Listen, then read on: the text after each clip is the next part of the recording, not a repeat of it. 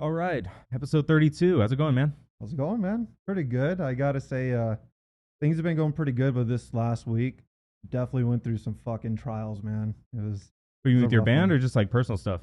I would say both. So, 4th of July was Yeah. pretty sick. Actually, here, Yeah, before we let's start crack this, these. crack one with the boys. Cheers. Fucking Juice Force. Nice to formally meet you, man. Yeah, for sure. We met a few times at some shows, but Yeah, like I can actually like sit down, and talk to you, get to know you, dude. But Yep.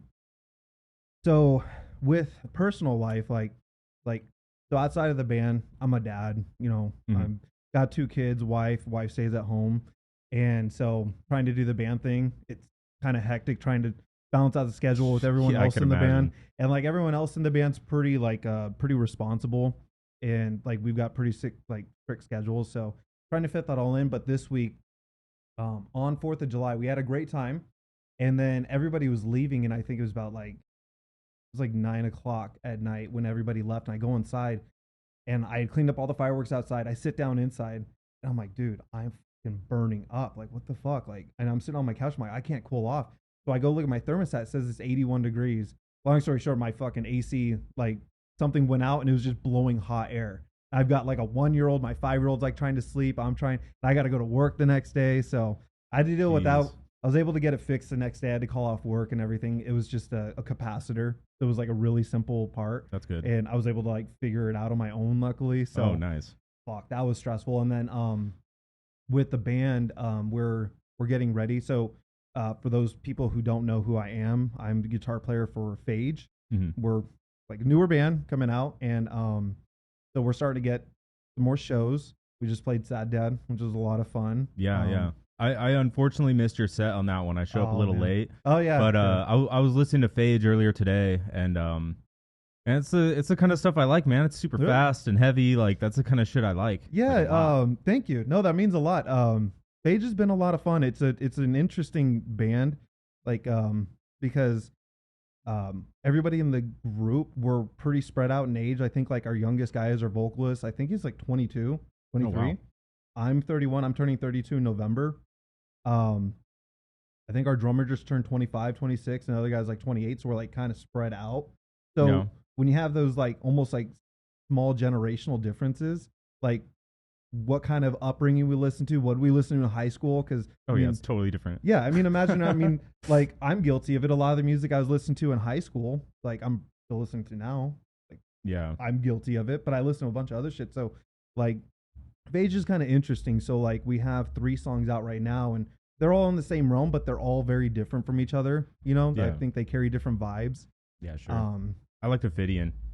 yeah, That one's my favorite. that one's gotten the most plays and the most like on like YouTube, Spotify, and everything. And a lot of Sounds people good, seem man. to like that one. It's a little bit faster, but it's not really overly complicated either. Just kind of like more headbang and stuff. Yeah. Like when you look at it from a guitar perspective, it's not really complicated at all. Well, I But, mean, you guys aren't writing like fucking prog or anything. yeah, so- no, like I think it'd be cool to incorporate more of those elements of prog. I love like it'd be cool to like do like some Opeth shit like in between. Yeah. Like something to kind of break up the song. So, but yeah, dude, Phage, we're just starting off, and I think we're still discovering our sound. Yeah. It's our first year that we're actually playing songs together live. We're recording, so we've got the 3 songs out now, and then I think right now we're planning to just play shows to kind of get some exposure, get our live experience down. Moving around the songs. We've already played a couple of our shows where we added some songs, we removed some songs, trying to see what kind of fits, what kind of feels good. So Yeah. like Sad Dad, we played 6 songs, which was pretty cool. But You got more than 6? Like- yeah, so we played 6 there, and then we have a 1, 2, 3 or 4 other songs that are almost done, I would say. Yeah. But look at that little guy. Yeah, so I think what we're gonna do is come like after, like I think we got shows booked until like October-ish. There might be some things in store like November, and then I think things kind of slow down overall for everybody because of the holidays. Yeah. And so I think we're gonna take it easy on playing shows, and then go and actually record like a EP or like it's probably gonna be an album at this point. You know, Yeah. it'll be like 7 to 9 songs. And I thought it'd be kind of fun because we also have the instrumental versions of like the 3 songs we release now that we're just sitting on. I personally, all of us in the band really like instrumental versions of songs too. Oh yeah. I just love them, you know? Are you gonna have like the song and then an instrumental version of it at the end? Yeah, so like a bonus track kind of thing? so it's gonna be, so it'll probably make it a lot longer. So I'm not sure if we're gonna do it for all the songs, but the 3 that we have right now, we have instrumentals and they're all mixed and mastered that way too. So we worked with Ryan Johnson of Sibilia. Oh yeah, dude. Yeah. He's got an episode on here. Yeah, dude. I listened to his episode. I think he used to do some podcast stuff too. Yeah. Dude, he is awesome. Yeah, Ryan's dope. Dude, he's got such a good ear, dude. Like recording with him was an experience. It was fun. It was kind of stressful on our part, but like he is so good at like he would sit there and listen to the DI tracks, and you know we're dual tracking, quad tracking, and any little thing he can pick out, even stuff that I can't hear. Yeah. Fuck, you're right. Like I should just be a better guitar player, but he's like so like optimistic about it. He's sitting there playing it, hammering it out, but he's really got the ear for it, and I'm pretty happy with the sound that he's done so far. So I think we're gonna want to continue going with him. He's a lot more laid back. He's super affordable, super nice, and just relatable. So, but yeah, we're planning on having instrumentals on top of it, so it might turn out to be like 12 to 14 songs.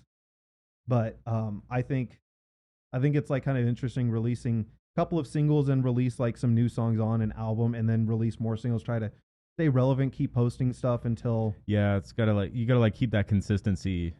Yeah, and like try to keep things being released. And gotta keep them released. Try stay relevant. You know, for for what it's worth. You know, because I mean, at the end of the day, like all of us, like we do know that like where our limits are as a band in the sense of like how far we want to go.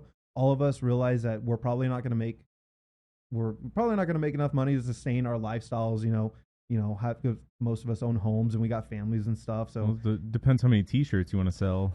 Dude, actually, surprisingly, we got 2 shirts out right now, and we kind of sold a lot of them, which is really cool. Like that's the only way to support a band nowadays. You know, like you don't go buy the album, you just go stream it on Spotify. Yeah, and it's not like you make a bunch of money on that. Yeah. So like if you want to, everybody knows that. So like if you want to support your favorite band or like a local band where your buddies are in it, and or you like the sound of somebody you've never heard of, you're like, shit, I got to go buy their shirt. That is 100% true, and I live by that. Like when I go to a show, like, and dude, there's been bands that I go that I don't even know, or I've never really like this band Entheos. I had heard about them before. I'd seen them like on, I don't know, Facebook Reels. They've got that vocalist.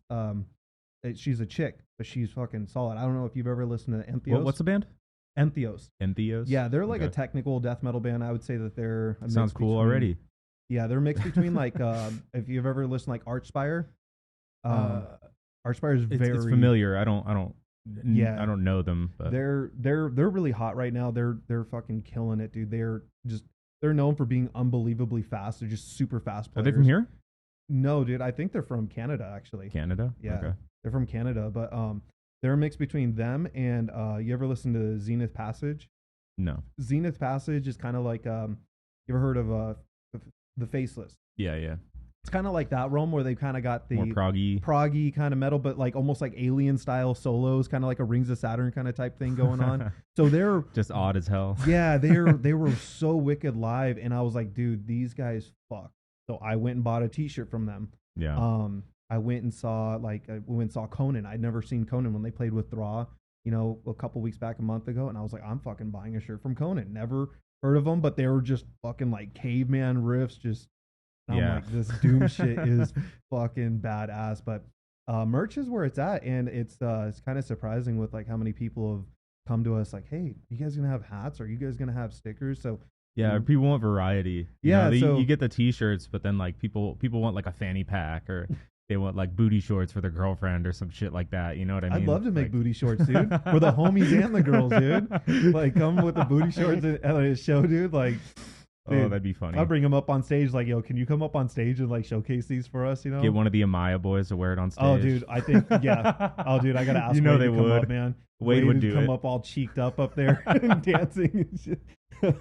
Oh, dude, I love that man. Halfway through the set, just ripped the pants off. Dude, speaking of like the Amaya boys, I think they would be super down. It's kind of cool because since I've gotten more involved with the scenes, I tend to find myself like always kind of being in the same place as them. Or a lot of times at shows, I get invited to a lot of kickbacks parties with them, and they do a lot. They do a lot. They're always busy in the scene. It's cool. Yeah, they're super welcoming. They've been super welcoming to like me and like my brother and stuff because moved out here in 2012, and I've always been a metalhead. You know, ever since I can remember. I was going to shows out here, never knew anybody, and I actually first person I met was Dakota Fletcher. Yeah, like out in the scene out here, I guess you say like that really like kind of introduced me to a lot of other people. He's super friendly, dude. Yeah, he'll talk to strangers for hours. Like. Dude, yeah, well, like I'm a perfect example of that. Yeah. So like me and my brother usually we always go to shows together. No matter what it is, we're going to shows together because it's kind of like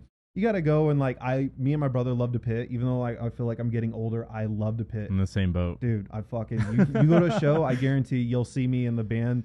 Going hard, I'm gonna be in the pit. Dude, it's Sad Dad, Celestial Exile. Dude, those guys, holy fuck, dude, they made a good pit. I've seen them live before, and I was like, oh, these guys are cool. I put them in my Spotify playlist. I'm like, dude, some of these songs they just fucking go hard. But at Sad Dad, their sound was so big, and they had a lot of energy on stage. The whole time I was watching, my face was just like, yeah, dude. I wasn't gonna pit like that night much, you know, because like. They had like pool toys and like pool noodles and shit, and it was like I don't know. It was kind of lame fun because like you can go and just wail on somebody. I was trying to pit, and people were like throwing or like throwing beach balls at people's face, and I'm like, dude, like I'm about to stomp on these fucking beach balls, dude. I'm about to pop all of them. They did pop a couple, and it's hilarious. Like you pop them, you throw them, and everyone's. I was gonna stomp on them in front of everybody and just shake my head like, no, fuck you guys. Then everyone dude. Like bombs you with like the pool noodles. Yeah, I didn't want to be a target. But I mean, it wouldn't have been that bad getting your ass kicked by pool noodles. I'd rather take that than actually getting my ass beat, you know? When Celestial Exile came on, though, the beach balls were gone. They disappeared by then. I don't even know where they went, I don't know. Somebody took them away, but they were there was a real pit. You know, there weren't any toys. So I was like, cool, let's jump in. Let's fucking do this shit. Dude, and, I think we have like one or two walls of death that night. Yeah. Like, they had some walls. And I was like, because I went to Sad Dad last year. Yeah. And it was fun. It was cool, but this year was literally like 3-4 times bigger, dude. Yeah. There were so many people there this year. Yeah, it was definitely busy. It was packed. Dude, it's kind of crazy. So like I was talking like Dakota Fletcher, right? Mm-hmm. Super nice guy. So me and my brother, we went to a show, was there at the Nile, and I think like after the Burial was playing, one of my favorite bands, and I don't remember who else was playing, but our kind of like our ritual thing that we do is we go to a liquor store, we grab a couple of like strong fucking beers, we grab a couple of shots, and bring some smokes, or my brother brings a bowl or something, and we'll sit on the parking lot, we'll pregame, and so we're sitting out of my truck back there in the back lot of the Nile, and we're slamming beers, and I'm playing something loud over. I think I was listening like Meshuggah or something. Yeah. And I had the windows open. We're just kicking back, vibing, and then we get out and we're sitting in the back of the truck, and I notice there's this dude, total metalhead looking dude, long hair, vest on and everything, and he's in the back of the car, and I think he's like drinking beer, rolling a blunt, something. I don't know what he's doing, but he keeps like looking back. He's like looking back at us. I'm like, who's this guy? Like, what's he doing? Like, does he want to like hang out or something? And he turns around and he goes, hey, you guys, like, what's up, man? He's like, you guys partying? We're like, hell yeah, brother. He's like, well, why don't you come over here and party with us, man? And that's literally how I met him. We went over, like, hey, what's up? We shook hands. That was a night I met a lot of people. I remember meeting Alex Brady. Yeah, dude. He is one of the nicest fucking guys that I've met out here. Yeah. Super nice. His episode on this podcast still has the most views on Spotify. That's how I got turned on to listening to this podcast. Really? From Alex Brady's episode? Yeah, I think he shared a good it. One. He's like, I did a thing this week, and I'm like, he's on a podcast. Like, cool, I'll put, I on my drive to work, I've got like an hour driving to work, and I'm listening. I'm like, what's kind of cool is, so that kind of got me onto listening to this show, and and I kind of like it because everyone you bring on, you kind of get an origin story for everybody. Yeah, I try to. Yeah, it's And kind of then cool. after that, I kind of just sidetrack and we'll talk about whatever the fuck. Yeah, I listened to your episode, your last one with Eric from Day Tripper. I really enjoyed that episode, but I was like, holy fuck, like these guys like know a lot about comic books. I was like, I don't know shit about comic books, but like you guys talk about like comic books for a while. But yeah, sure. Yeah, so we met them that night. I met a bunch of people, and then from there we started going to shows and started running into the same people. And Dakota was like, "Oh, hey, what's up? You know, this is Derek and Chris. They're pretty cool guys." And then eventually, you know, we they would say like the group of friends is like the parking lot squad, parking lot beers, because that was the thing in between sets. Outside. Yeah, because nobody can afford to drink in the venue. Nobody wants to fucking pay $9 for a PBR, nobody can afford it. Yeah, nobody even wants if they to. wanted to. Like nobody has that money anymore. Like you need those like $2 beers from Circle K, dude. To fucking bring back the $2 beers. You know, like even though they're not very big, but you can like drink a bunch of them. Yeah. But like the thing was, we all roll up. Everyone brings a 30-pack. You open up the trunk, and there it is. So it was cool. I've met a lot of people through that, and it just kind of carried on. And eventually, they're like, "Hey, like we do parking lot beers like outside. Why don't we just like have everybody come over to a house and we just hang out?" Okay, cool. And that's kind of how I got introduced. And it was actually, I do have to give props to Dakota because he was he knew that I was in a band that before Phage was ever like released anything. Yeah. And he's like, "When are you guys gonna play live shows?" I'm like, you know, if we're trying to get like a set together, you know, I don't want to get up there and have only like 15-20 minutes worth of stuff, because what if someone wants a 30-minute set or something, you know? And he finally he was throwing a show at the Blues. Mm-hmm. Excuse me. At the Blues.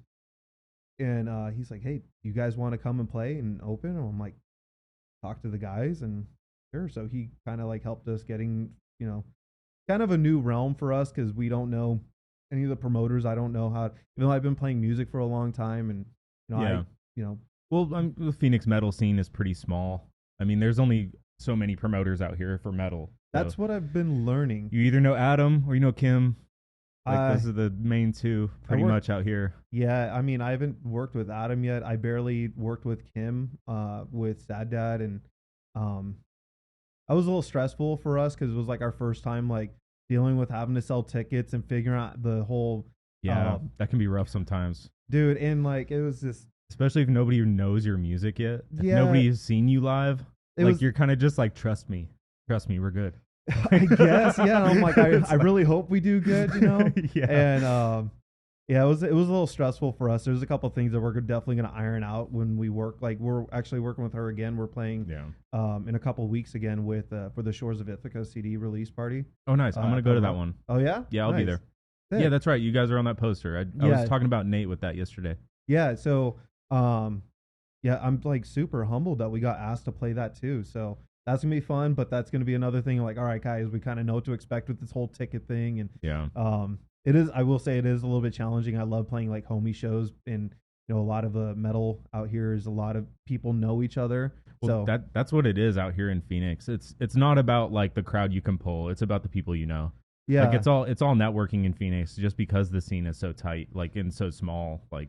Yeah, it's challenging when it comes to selling tickets. I think it's because we're so new and we're more of the supporting gig, but a lot of the people that we've come to know are also there for the bands we're headlining too. So we'll see how it goes. You just gotta like shamelessly put out messages. Just talk to people. I'm gonna be honest, man. I fucking hate doing that. I hate being sucks, that fucking. Man. Hey, you want to come to my show? I promise I think we're okay. Imagine how I feel at the podcast. Like, hey, listen to my podcast episode. Podcasts are a little bit different though, because like how many people now? Because there might be one or two other podcasts right now that are kind of doing the same thing in the Arizona scene. Yeah, there's the Bogcast, and then there's the Basement Dweller. Basement Dweller is one that I think we've talked to. I'm trying to think.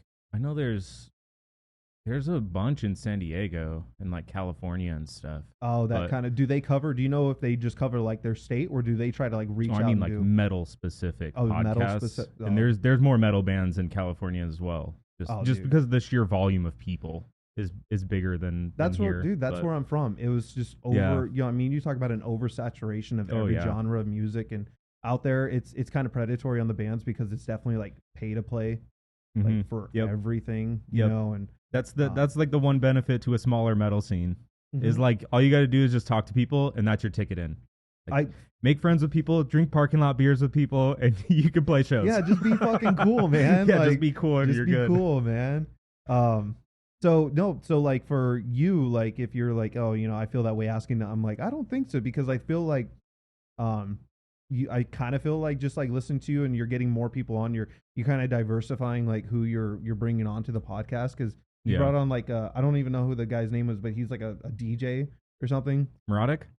Is that his name? Yeah, like, Muradic. That was pretty interesting. James Muradic. He was my brother's friend, and he does like super hard, like hardcore, like that EDM music, right? Yeah, but like heavy EDM stuff. Like, I listen to EDM just driving. Like that's my driving music. That's a whole nother realm of music I've never even listened to, but I feel like I could appreciate it because there's probably a lot of elements that are very similar. Dude, I can show you some stuff that's like the metal version of EDM. Like you'll know what I mean when you hear it. Like it's kind of hard to imagine it if you've never heard it before, but I could tell you it's like the death metal of EDM. I would be open to it. As fuck. It's called hardcore. It's called like hardcore. Hardcore is the genre. Like it.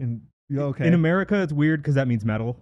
You know, in Europe, that means like hard EDM, like no shit, fucking screaming into the microphone and like doing death metal samples and shit like that. They use death metal sound. That's Muradic does. That's pretty badass. Yeah, but like you're starting to reach out to like more diverse crowd. I feel like I listened to that episode with what's his name, Captain Sarcasmo.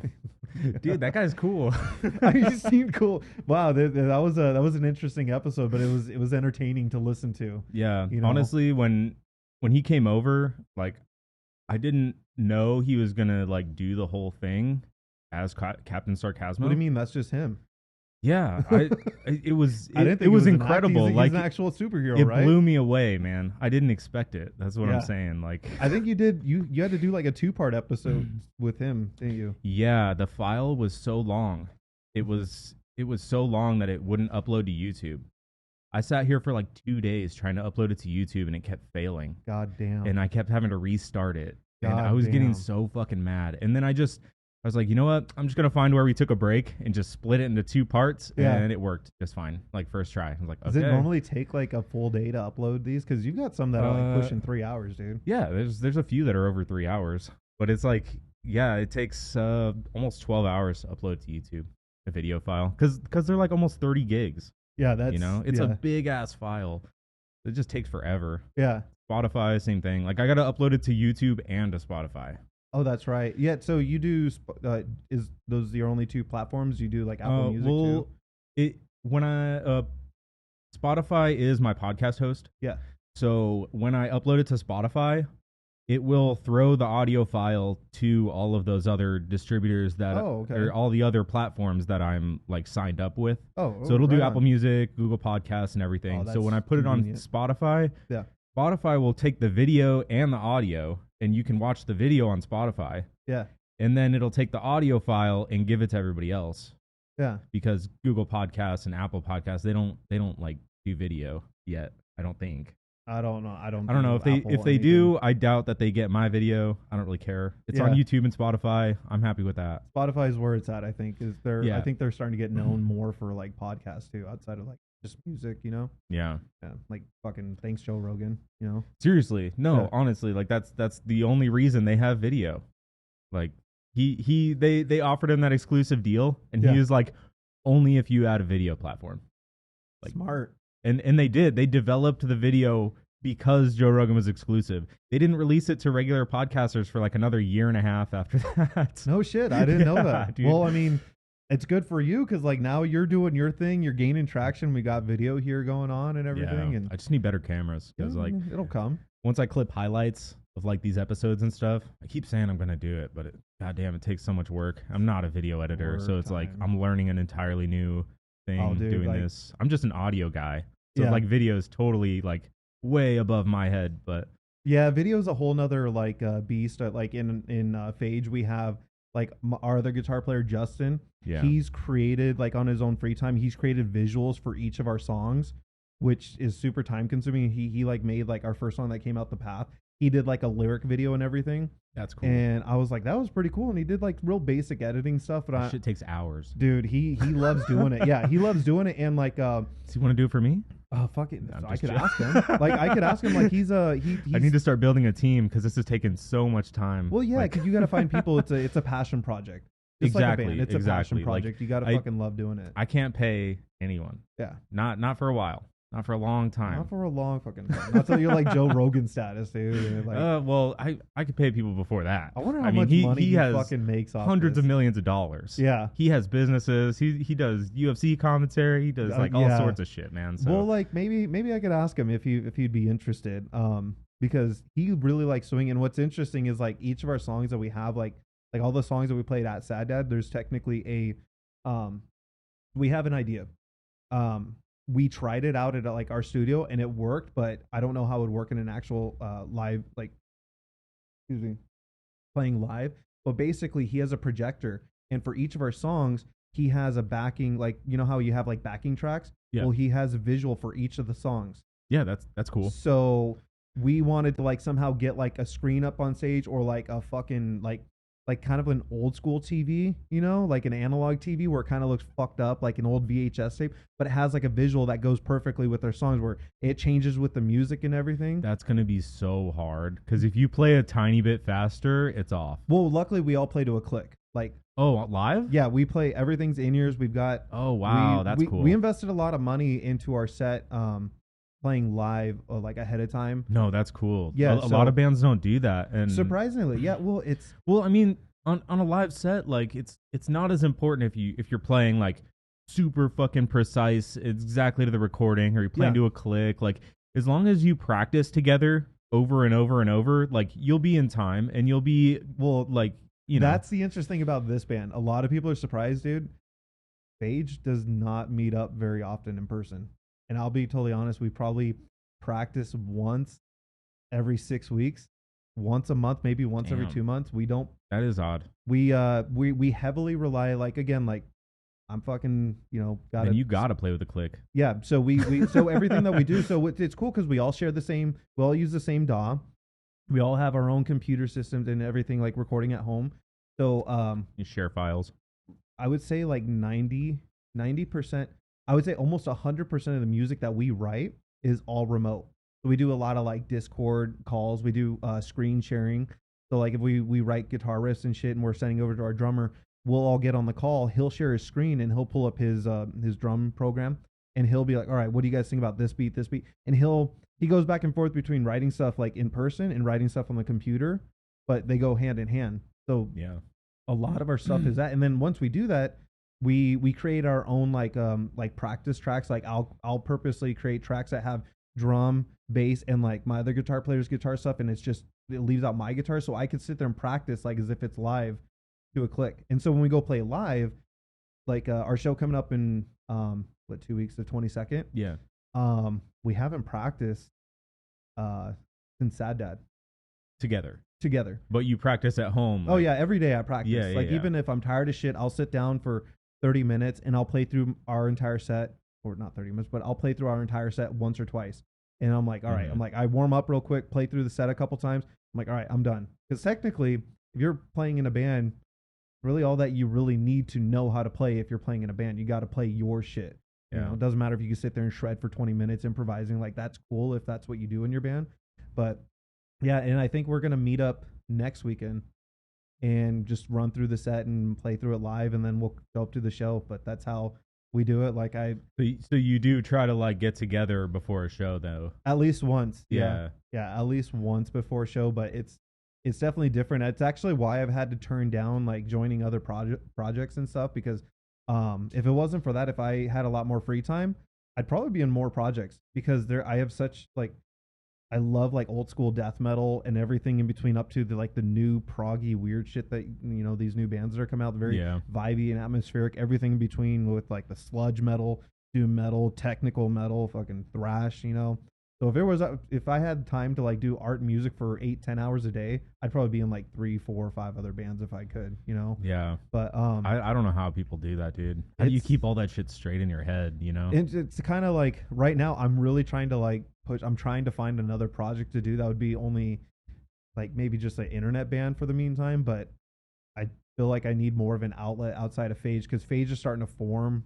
Like I guess we're starting to form what Phage sounds like, you know. So yeah, but you still have more creativity to go. Yeah, Like, and I think and I think that's good to have. Like you always Yeah. keep an open mind because like you brought up EDM, you brought up the hardcore stuff. I'd be Mhm. interested to listen to that because somewhere in there, I'm sure I'll find some kind of inspiration. I'll find some kind of like weird way to put notes together that give you a very certain vibe of feel and Yeah. try to emulate that. I mean, that's all that is when you're writing music. You listen to something and it's influenced by something. Yeah. Whether- So are you when you write, do you think more in like terms of melody or rhythm or like where do you go? Because there's like two sides of I that. think more you of know? a melody, and and there's something I need to break out of because musicians, I don't know if you've ever seen like when they practice or play, certain musicians have a very certain style, and they Oh, yeah. tend to fall within their comfort zone. So I fall into my comfort zone a lot, and I try to break out of it. And every time I try to break out of it, I end up playing like the same fucking,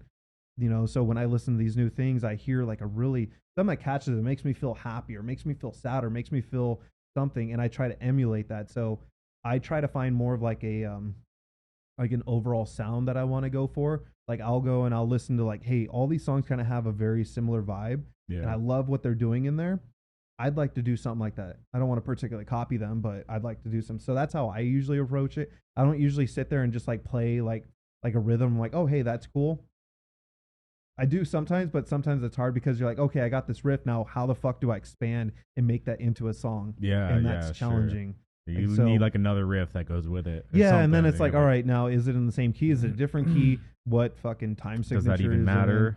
Does it even matter? Does it, Yeah. Does it still work even if it's in a different key? You can Like, you can hit the wrong note, but if you hit the wrong note, I think in the right way, you just call it jazz. fucking call it jazz, dude. Call it prog, dude. And I meant to do that, dude.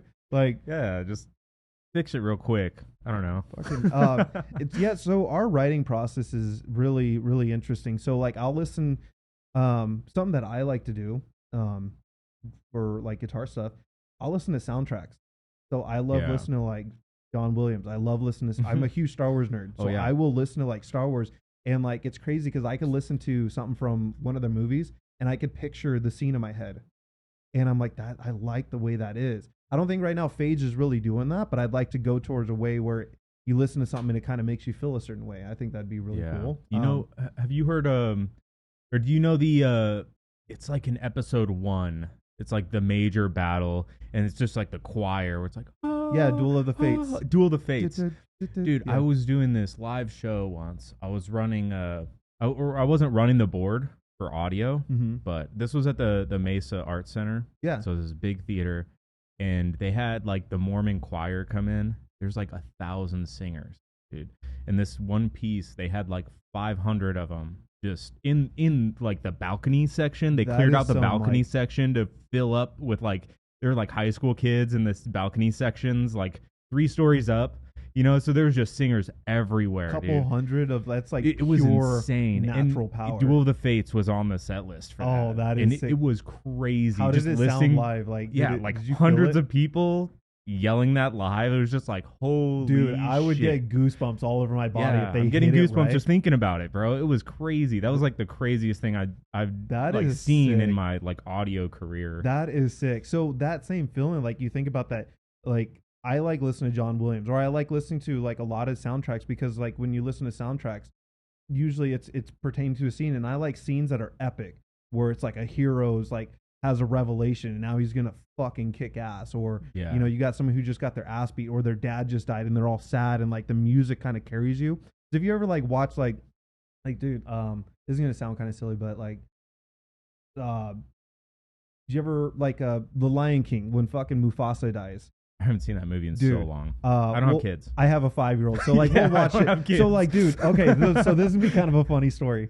So we were watching The Lion King, and that scene with when Mufasa dies, and dude, it fucking like made me like tear up. I was like, and my daughter's like, "Are you okay?" I'm like, "No, it's just Daddy got sad, you know." But it was because I was watching the scene, and of course it's sad because King, he dies, and like now Simba's got to like find his way through life. But like the music that I forget who the composer is for that. He's a very famous composer. But the music that he had with it just like hit just so right. It was epic, you Yeah. know. and I like listening to that. I like listening to video game music, like everything from like Super Mario to like like Super Mario 64's fucking soundtrack has like a lot of iconic like video game music in it. Yeah, And for everything from that to like modern day stuff, like I don't know, like can't think of a game off the top of my head, but you listen to video Halo. game music, boss music, Halo, the Halo soundtrack is like iconic. Like how badass would it have to like have that like playing behind like an epic part in the middle of a song, like or an intro or an outro, or like a almost a parody of it. Like something that like could be Halo, but it's not. Well, that's what's cool about metal. Because all right, so you think about metal, a lot of metalheads, in my experience, are fucking like they're nerds. I'm a huge nerd, or they love video games, they love movies or something. Because I mean, if you think about it, metal at the base it's almost like a huge satire. You know, how extreme can we be? You know, you could take metal to be like very serious, but like you think about like when bands coming up with like Slayer, Cannibal Corpse, is always like, how extreme can we make it? And you know, it was kind of like, you know, and people were like, normal people were revolted by it. They think it's disgusting, when like real metalheads are like, dude, we're just having fun, making crazy music, drinking beer, having a good time. Yeah, I think that's the basis of metal. But when you think about like, you add that into it, it's like, dude, we're gonna be like, dude, Born of Ash, they're an upcoming band, and they're all about the Souls games. Yeah, literally a Dark Souls themed band, and that is fucking sick, dude. Yeah. It's like, hey, metalheads, they could do that, but like, you can't be like a Justin Bieber, Taylor Swift, and like, hey, I want to do like a parody of fucking Halo. Like it would confuse the shit out of a lot of people, and they wouldn't be played on the radio, you know? Yeah. So, or like Cebulia. Dude, Cebulia, yes. Ryan Johnson Cebulia. Yes. It's a Ghostbusters themed metal band. Dude, and they are fucking boo. heavy. They love to be booed. Yeah. Yeah. Boo. Boo. Dude, the confusion on everyone's face, but the acceptance of the crowd when I saw them. Dude, Ryan's like, you know, with us, you know, they tend to boo us, and everyone's like, what do you mean? And then everyone's like, oh, and everyone's like, boo, and the rumble of the boos and the crowd was so sick. Dude, but they have a sick ass thing, like and that's what I mean by it. It's satire, but it's still like very fun. It's taken serious, but it's art. It's art, you know? And like art is like, all right, what is art? Is like, are you there for the music? Or are you there for the experience? Is the experience the art, you know? Like I think I saw Power Glove live once. Oh, that's sick. I don't think I've it's gotten not to my see them yet. Not my style of music. I think, but they put on a show, dude. They put on a good show. Well, actually, no, I do take that back. I saw Power Glove in like 2009, 2010 at the Grove in Anaheim. Oh yeah, yeah. That was probably like the same tour that I saw them. Really? Yeah. Well, was it? But I think that they were on a strange bill where they're playing with like a bunch of deathcore bands. Because I think that same show, Black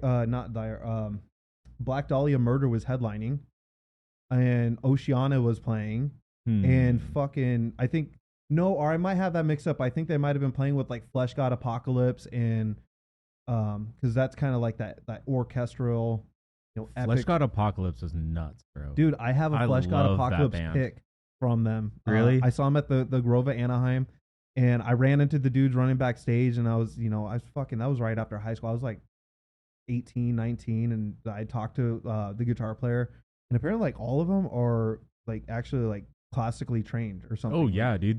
They're fucking musicians, like fucking solid, like hardcore musicians. Do they still make music? Yeah, dude. I follow their Facebook, and they're constantly posting. Like, they're always working on music, man. Dude, I dropped off from listening to them, but they were amazing live. And I was up front in stage, and I was one of those guys. I was like, I was up front into I didn't care about the crowd. I didn't care about the pit. I was just up there, like, just experiencing everything. And I remember the guitar player saw me the whole set, just like going ham, like the whole set. And after I was like, dude, that was amazing. Can I have a pick? And he's like, you go, buddy. So I still have it to this day. Fuck yeah. Yeah, I have. Yeah, I've kind of built up a little bit of memorabilia from bands that I've seen. I've gotten drumsticks from, like, most recently I got a drumstick from the guy from Suicide Silence.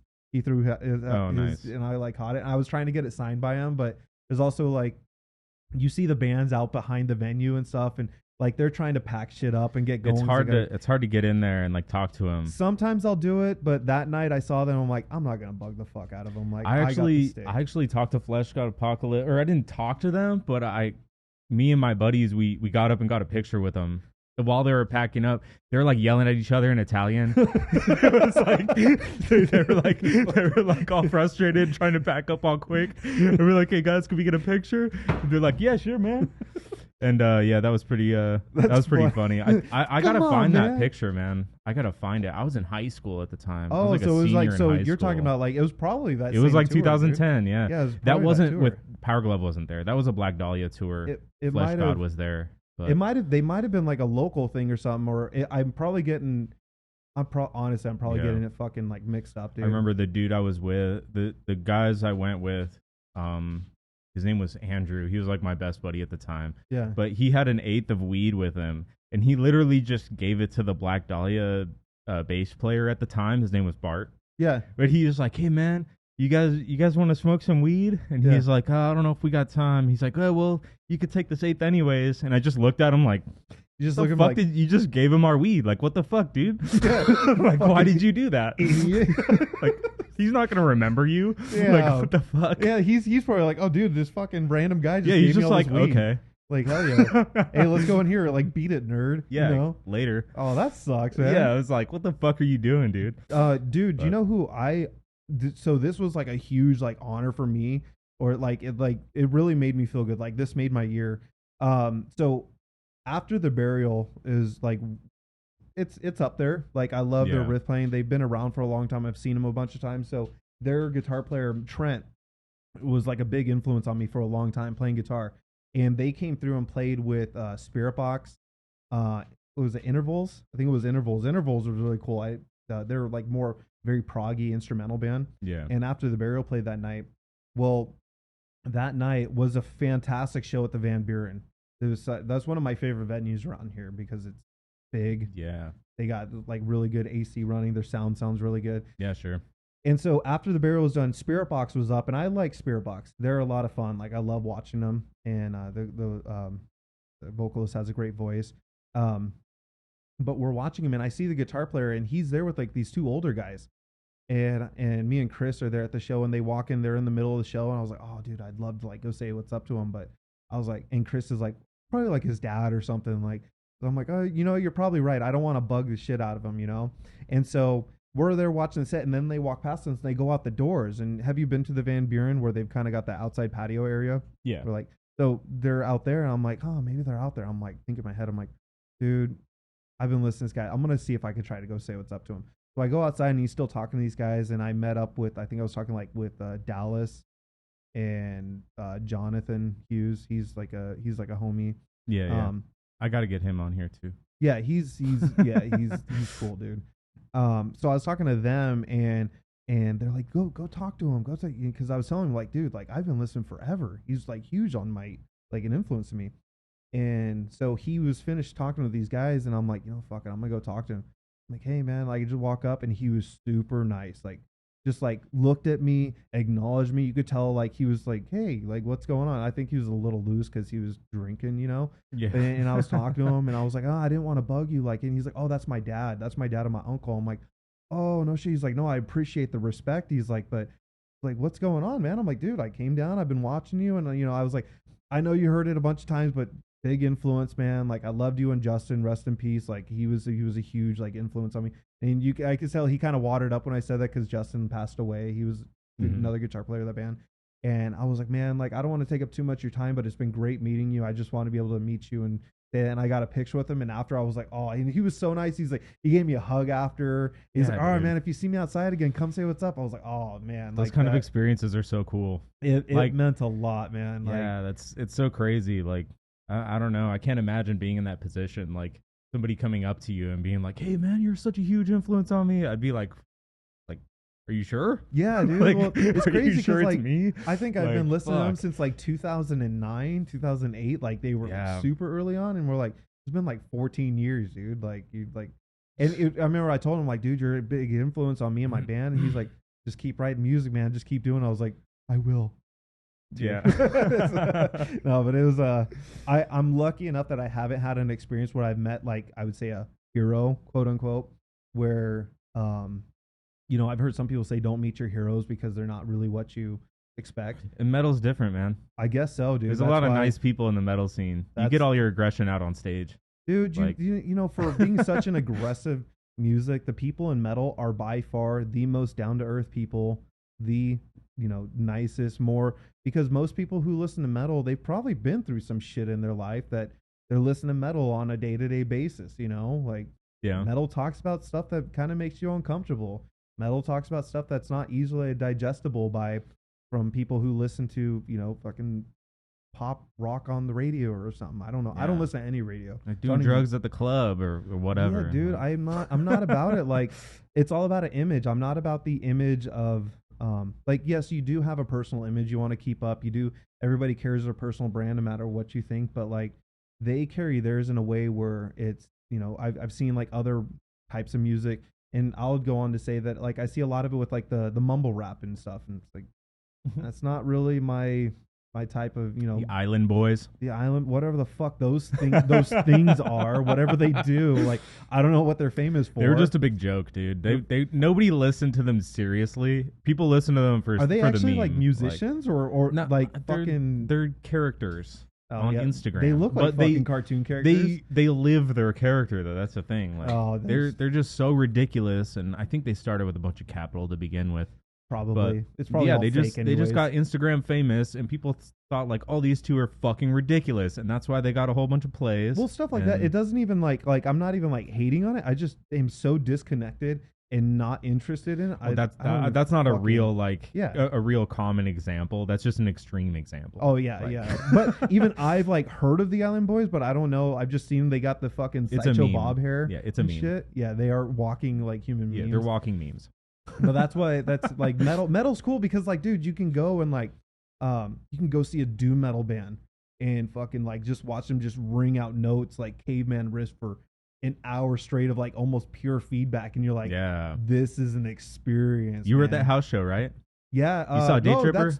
That's where I first met you. Yeah, Yeah. that's where we first met. You remember Day Tripper when they played? Fuck yeah, dude. How Eric played Happy Birthday? Yeah, dude. Or they each sang Happy they Birthday? are cool, dude. Okay, so like going back to your episode with Eric, Yeah, I yeah. was super surprised to hear that he's like, yeah, most of us outside of I think he said their bass player had never played the instruments that they're Yeah, playing in the dude, band that blew now. me away. And I'm like, But then I thought about it, and it's like, that's doom metal.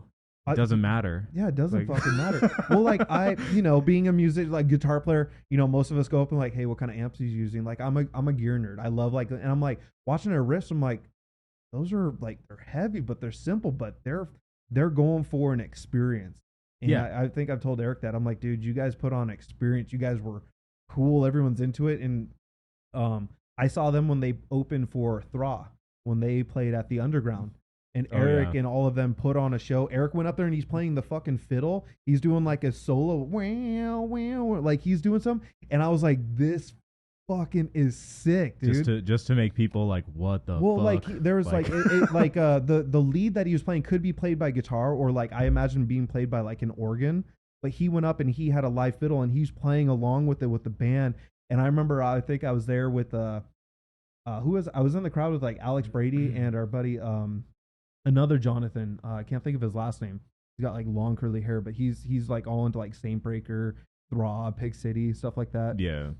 But I can't think of his last name right now for some reason. But anyways, I was there with them and I look at them and I'm like, I just nod. I'm like, this is sick. And like they Yeah. put on a vibe like, and that house show was cool. And like it was kind of cool because he's like, I need weed right now. He was like talking with like the voice box. He sounded like a robot Yeah, who dude. has weed. I have He's, that like, video still. He's giving I have everyone that, the I have that crazy video eyes. on my phone. Yeah, I think I actually have a video on there. And then you see my brother. My brother was the one who took the joint from him, and he's like sitting there like smoking it and everything from him. And Nice. dude, that was a cool night. That was actually the first night I got to see the boys in Arcanaut. I got to see my Really? boy Arthur and fucking. I used to work with those dudes. I was their manager, quote unquote. From what I've Yeah. heard on the podcast, you seem pretty involved with those guys. Yeah, I was trying to help them like the marketing and like, you know, trying to help them network and stuff like that. I was making videos for them for a little bit, Yeah, literally just on my phone. I found a that's all you cool need. a cool program called KinoMaster, Yeah. and I was like just fucking around with video editing, but unfortunately KinoMaster started charging like fucking $20 a month. And I was like, you're like, no, nope. dude, just find another one. Like Fucking- it was free, but no, dude, they all charge $20 a month now. Oh fuck. Like all of them. Yeah. Like dude, it was a fucking holy grail because they all did charge that already, and then I found the one that didn't, and I was like, oh fuck yeah, dude. Yeah, you found and the app. The app guys who were like, dude, the we need one to app, like and get then in as there. soon as it got popular, they were like, time to cash in. Dude, they like, fucking hooked you and yeah. like pulled you in. Like, no, come on, I buddy. deleted it. Yeah, well, you're It's fucking, like I'm gone. Yeah, you're gone. Like I don't have money for that. Yeah. Well, you like, probably do it. I'm sure there's something on fucking. You can. No, I use DaVinci on my computer now. That's what my buddy does. And awesome, dude. yeah, he uses that, and he's like, oh yeah, I think it's free. Dude, right? it does it? Yeah, it's free. It does everything I need. Yeah. I don't like. You can pay for plugins and pay for all this fancy shit with it. There's like okay, so you have that's free. I think there's a Photoshop version called like GIMP or something. GIMP, yeah, I know which GIMP. is a fucking weird name, but you know, it was designed for Linux, I think. Linux, yeah. But it works on I've never anything. used Linux. It's literally like a Photoshop like a Photoshop copy.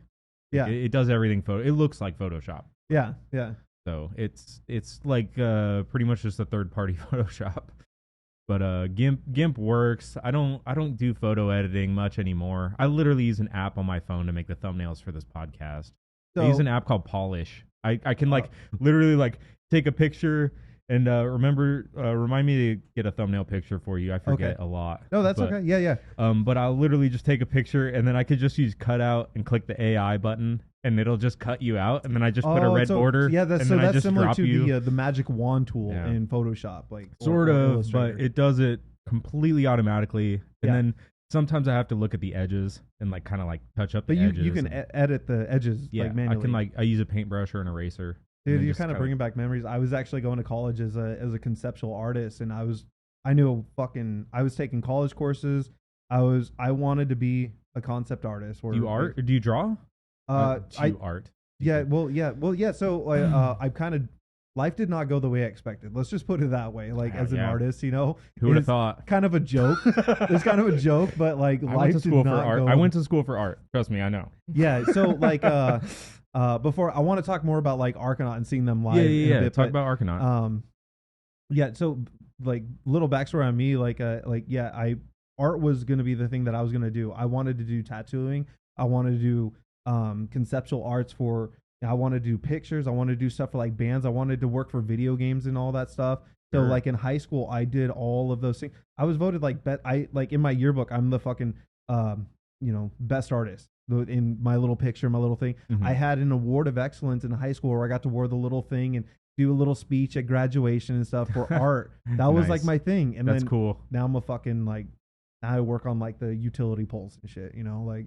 Yeah, sure. But like music's still the thing that I can do, you know. So, but I've always been huge in art. I used to draw a lot. I used to be very good at black and white. I love doing the value, doing like the gradients and stuff, like using all the different pencils and stuff. I would say I used to be very good. I mean, it's practice. Well, if you pick it up, it's like riding a bike, you know. You're gonna be a little wobbly those first couple days, but then you're like fucking slamming down the hills again, you know. Well, like you'll get into I'll it if you wanted like, to. Every now and then, like with my 5-year-old, she loves art. She fucking loves art and she loves drawing. So when I'm on my days off, I fucking sit there with her and we'll just doodle. And I'll come up and she's got her own her own sketch pad. So she saves all, and every now and then you see like mine in there. They're like all detailed and everything. But you got the practice. Yeah, she's got some years to go. Dude, it is so hard to find the time, but that was cool. That's the crazy thing about art, though. You know, to make a good fucking finished drawing, you have to sit there for 10+ hours. Well, at a piece of paper, at a desk, just if you want to, you could sit there for fucking 10 minutes, and if you're quick at it, it's just because at the end of the day, it's like what are you even doing anything in life for? You know, you're doing art because you enjoy it, or like I hate when people say, the fucking waste of time playing video games and playing music. What do you mean? Like video games, it's hard to argue that one. There's a lot of video games that are a waste of time. They can be. I agree. You know how many hundreds of hours I've put into Minecraft? Dude, you mean like fucking hundreds of hours I put into like Star Wars and dude, Skyrim. Come Goat on, Simulator. Fucking Goat, dude. Dude. I was playing that when you walked in. Dude, that game is goofy, man. Like it's fun, I only know about Goat Simulator because I have the Xbox like Game Pass that my daughter plays. So I've got my PC all set up. So I'm like playing my game and she like downloaded Goat Simulator. I'm like, what the fuck are you playing? And Goat's like just like ramming through cars and like so good. Using his tongue to like flip people around and shit. And like it's a good one. Oh man, but like I mean, art, music, but like the thing that I like about like drawing, as long as you still got your fucking hands or something to grab a pencil, and draw or paint or music is like, dude, like I could be 60, 70 years old, and if I'm physically able to, that's something I can still do. That I was probably gonna go take the grave with me, and Sure. I like that. Then like having a hobby that's like a lifetime hobby, fulfilling, Yeah, But sure. I gotta show you some of my stuff. I got some sketchbooks on this shelf over here. I gotta show you some of the stuff I've done. It's fucking wild. You'll what probably type like of it. what do you like to do? Like abstract, realistic, or just my doodles? go to is like abstract, and it's like I like just black pen on paper. Yeah. That's like my go to, just black and white. Like Do you I don't like to I don't stick with do ballpoint pens or like the gel pens? I do or liquid ink. Liquid ink, yeah. It's my favorite pen is the Precision V5s by Oh Pilot. yeah, yeah. I know what those So are. they have like this weird needle tip Yep. where it just spits out liquid ink. Yep. And if you use it too much, it'll It'll run through your fucking paper. blot. Yeah. Yeah, it'll go through your paper and fuck up the next page Well, too. yeah, you got to use good But thick paper, or else You it'll just gotta fucking tear you apart. just gotta be confident and not draw over your line 8 times. Yeah, You know? yeah. But that's the kind of shit I really love. But I've done like I'm really good at like cartoon characters. Oh yeah. But the only problem is like I never got good at with consistency. I can't draw the same character 12 times in a row. By the 12th time, it looks different. It's like is that for like would you say that's a consistency of like skill level, or is it because you're like adding the things, or like I think it might look better this way, and you're I'm a like little bit adding of a variation? perfectionist. You know how artists go. They're always like got that little perfectionism in them. yeah, artists are hard But, to just fucking deal with in every aspect of life, I think. Yeah, it's kind of why I stopped drawing so much, is because like I'll drive myself fucking crazy sitting there looking at a paper for 10 hours. So like, it's funny you bring that up, being a perfectionist. So like, I don't see any tattoos on you, right? I got Okay. I got Oh, see. one, and then I got another one on my chest right here. Oh, they're no they're shit. both my designs. They're both Okay. I drew both of them. The reason why I bring that up, I have 0 tattoos. I love tattoos. I fucking love all the tattoos. I love all the different styles. I have no tattoos because I'm way too fucking picky. Dude, it took a lot for me to decide to do these 2 tattoos, and they're my drawings. dude. Yeah. So it's a like fucking to get commitment, somebody dude. else's Yeah. drawing on my body, I'd be like, it'd have to be like Jenny Tarkowski or Yeah. something like that, like something from fucking like Like Samurai you better Jack. not be having a bad Or- day, not yeah, on it's gonna fucking be- crank or some shit, not like you Yeah. know like It's going to be one of my favorite artists Yes. of all time. Like it's going to be no question. Like Yeah. I don't have any tattoos by anyone else. So dude, yeah, that is the only reason I have no tattoos, and I love tattoos, but I'm like dude, everyone thought that I'd be like covered in tattoos by the end of high school, because I was like that weird kid like in class. I wouldn't pay attention, and I would sit there with a ballpoint pen and I draw all over my arm, and people were like, what is that? That's cool. I'm like, I just fucking Dude, doodle. that's so funny. I understand that so well. Like Yeah. I would always have drawing. I would always draw tribal down my fingers, just like some Tribal's weird a lot of shit, fun, and, because like, tribal's just like patterns and designs and repeated like stuff, like Yeah. repeated patterns, and you just do that, and you do so many different ones, and it well, looks. I wouldn't even call it tribal really, because it's more like just like abstract shapes that Yeah. kind of like match or like they fit like a puzzle. But to say it's tribal wouldn't. I don't think that would fit, because But it was more. I would People be more understand like what you liquid. mean when you say tribal, though. Yeah, you get it. It's just Or black like on douchebag white. tribal, Like, it's fucking just- flames or whatever the Yeah. douchebag tribal shit is. I can't do that. But like tattoos is like, I love seeing tattoos on other people, but like outside of like wanting to be a perfectionist of what you're putting on my Mhm. body that I could carry for the rest of my life, some people don't give a shit, and that's fine. Like I totally get it, but I'm like, if I get a tattoo right here on my arm, that spot is taken up forever unless if I have somebody cover it up or like fucking splotch it out. And something with me has a problem with that kind of commitment of like, it's like, what if I'm like 10 years old and I'm like, oh, this would have been cool. This would have been cool. And that Yeah, would but it's that would like- hurt my fucking ADD. But Like then, I like- get fixated on that shit. Yeah, dude. I look at my arm sometimes, and I'm like, oh man, What does that mean? What is that? It's literally just an eye. Like I see the eye, but it almost looks like it's an eye. I mean, I don't know if that's Like- intentional, but it looks like there's a couple crosses in there.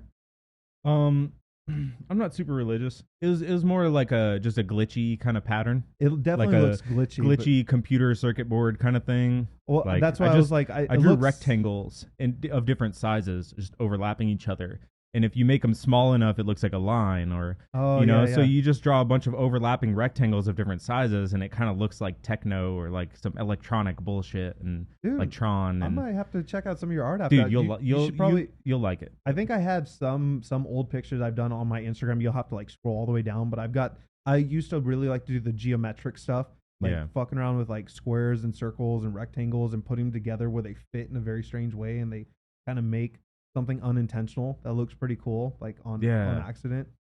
Yeah, that's the kind of stuff I do. I literally, when I'm drawing this, I call it chaos tribal, because it's not actually like, it doesn't look like flames. It doesn't look like regular tribal or Right. Hawaiian or nothing like that. It looks like a pattern or a set of rules rather that's Yes. just kind of like matches together. And like, I literally will create like 3 rules and You know say what I like the think that lines can't works? touch, Yes. they have to be spiked, and their circles are allowed, That you know, or something like that. Like that I'll make makes 3 sense rules. with the way my brain works. Yeah. And I'll tell you why. Because I'm very like I love the expression of art and very being natural, but I can't help it. There's a part of me that has a lot of ADD where I like things to be in order, but I'm not ADD about how things have to be in order.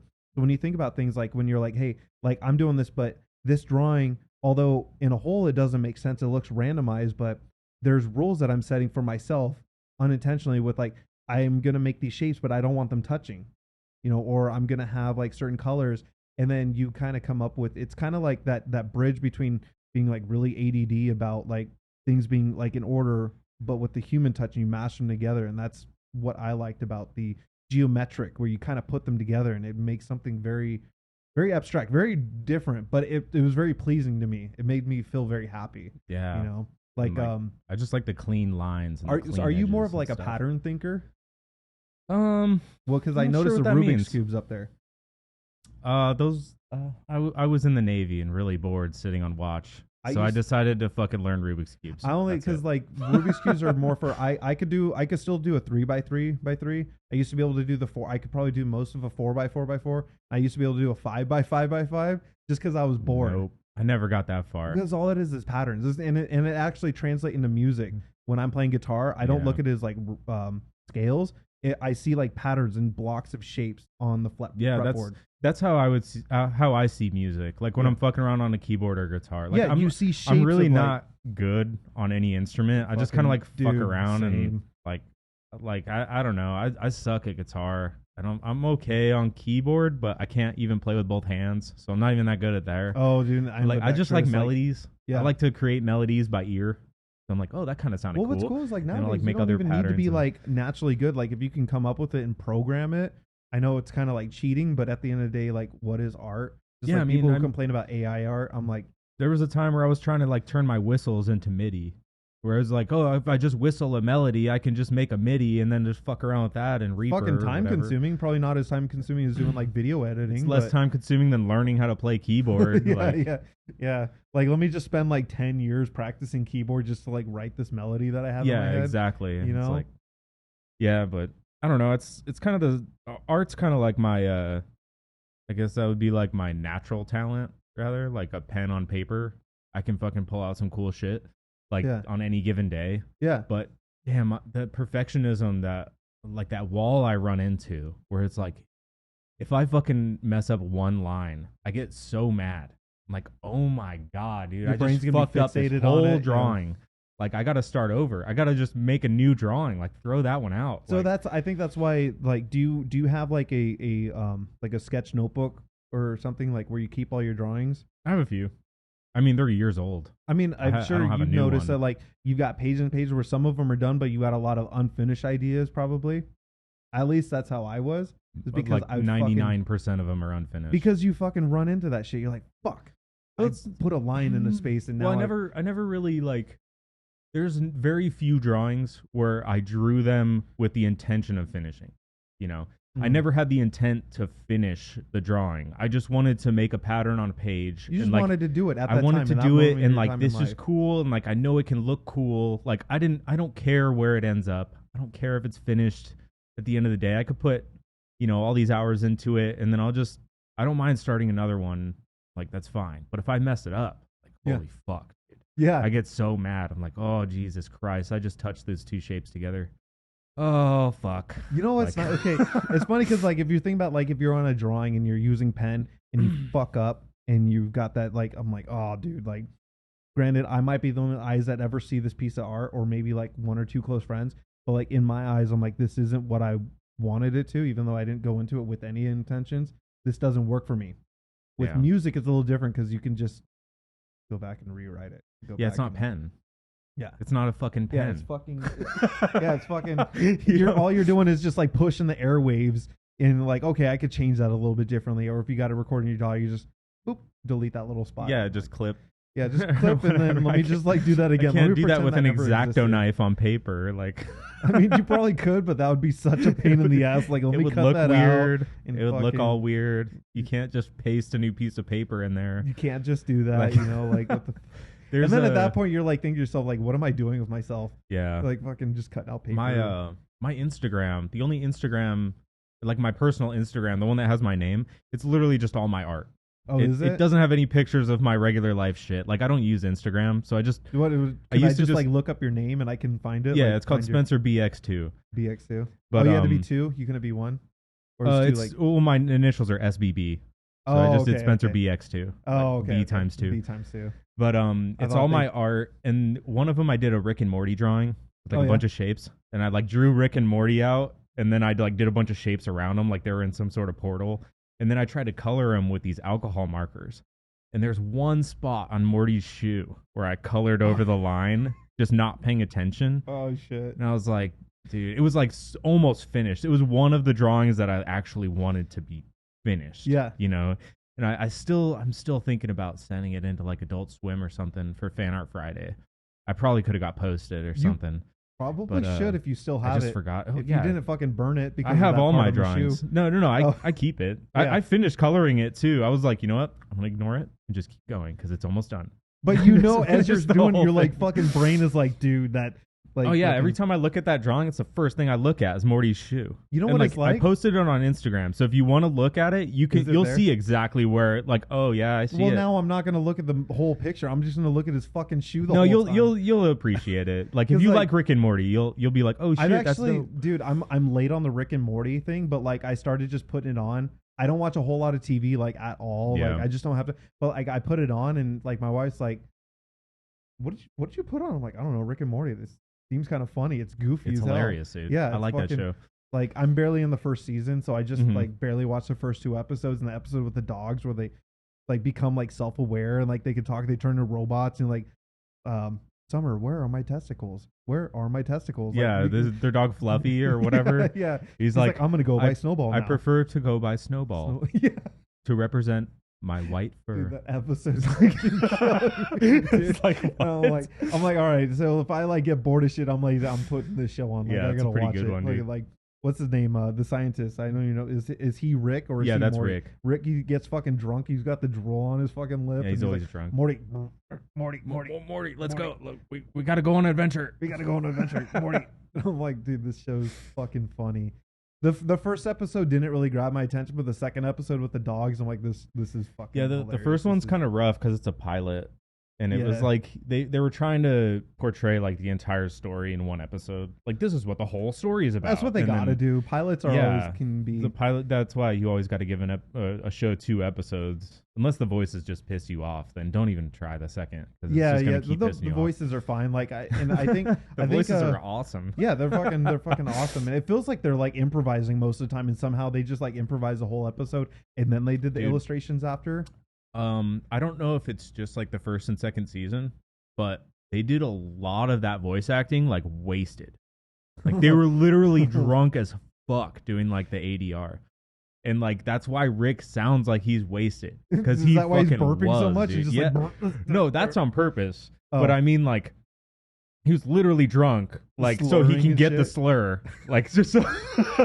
Yeah, dude, it was all on purpose. Like, oh my god, dude, it's fucking good, dude. Like those guys are artists. That guy is sure. like living the life that I was meant to live, dude. Like that's like. Unfortunately, Justin Roiland went through a whole bunch of domestic abuse allegations. Is he the guy who does Rick or Morty? He does the voices for Morty, and I think he did all the like a lot of the writing. Oh, okay. So, I like the way he does Morty because Morty just sounds like this little fucking wimp, like scared of everything. He's like the like human version of a pug, just like scared of everything. yeah, throughout the seasons, he becomes more like desensitized. Oh yeah, Yeah. So like all these adventures, they desensitize him, and like in the later seasons, he's just like, oh god damn it, I gotta fucking fix this. And like he's always like fixing Rick's shit, and like at the end, and like he's getting frustrated because Rick is such an asshole. Like he is a fucking asshole. yeah. All right, so is Rick and Morty, is that like loosely based off of what's it that called that movie Doc and Marty from Back to the Future? Is it like loosely based off of like that? There was a YouTube video a long time ago. It got viral. And this was like before fucking YouTube series even kicked off or anything like that, but it was a parody of Back to the Future, and it was literally like Rick and Morty, but it was called Doc and Marty. Doc and Marty, yeah. And it was literally like oh Marty, in order to do this, you gotta lick my balls. you gotta put them in your mouth. What? It's like, are you sure? Like, you sure about that? And it was just like a little like 5-minute episode. Yeah, but it was like that, and Adult Swim picked it up based on that fucking video. And then Rick and Morty was born from that? Yeah, and it was born off of that. You could still look it up. It's still out there, but wow, man. Yeah, it's so rough. Like the art is even like super fucked up. I mean, I can't say that I'm surprised because I mean, granted, I don't watch a lot of like Adult Swim stuff, but like I used to watch was it Aqua Teen Hunger Force? That show was, dude, anytime that show came on, I fucking love like fucking Master Shake and Fry. Carl was the best. Carl, you fucking get out of my fucking pool. Giants win, Giants win, Giants win. Yeah, fucking he's what happened to my fucking car? He's such a piece of shit, you know. I used to watch that. I think they had was that the same one where they had like Yucko the Clown? Did you ever see Yucko the Clown? That was the Man Show. Or was it the Man Show? Yeah, the Man Show had Yucko the Clown, dude, where he would just go insult people on the street. Dude, he was fucking funny. Like, so how do you feel being a fat bitch?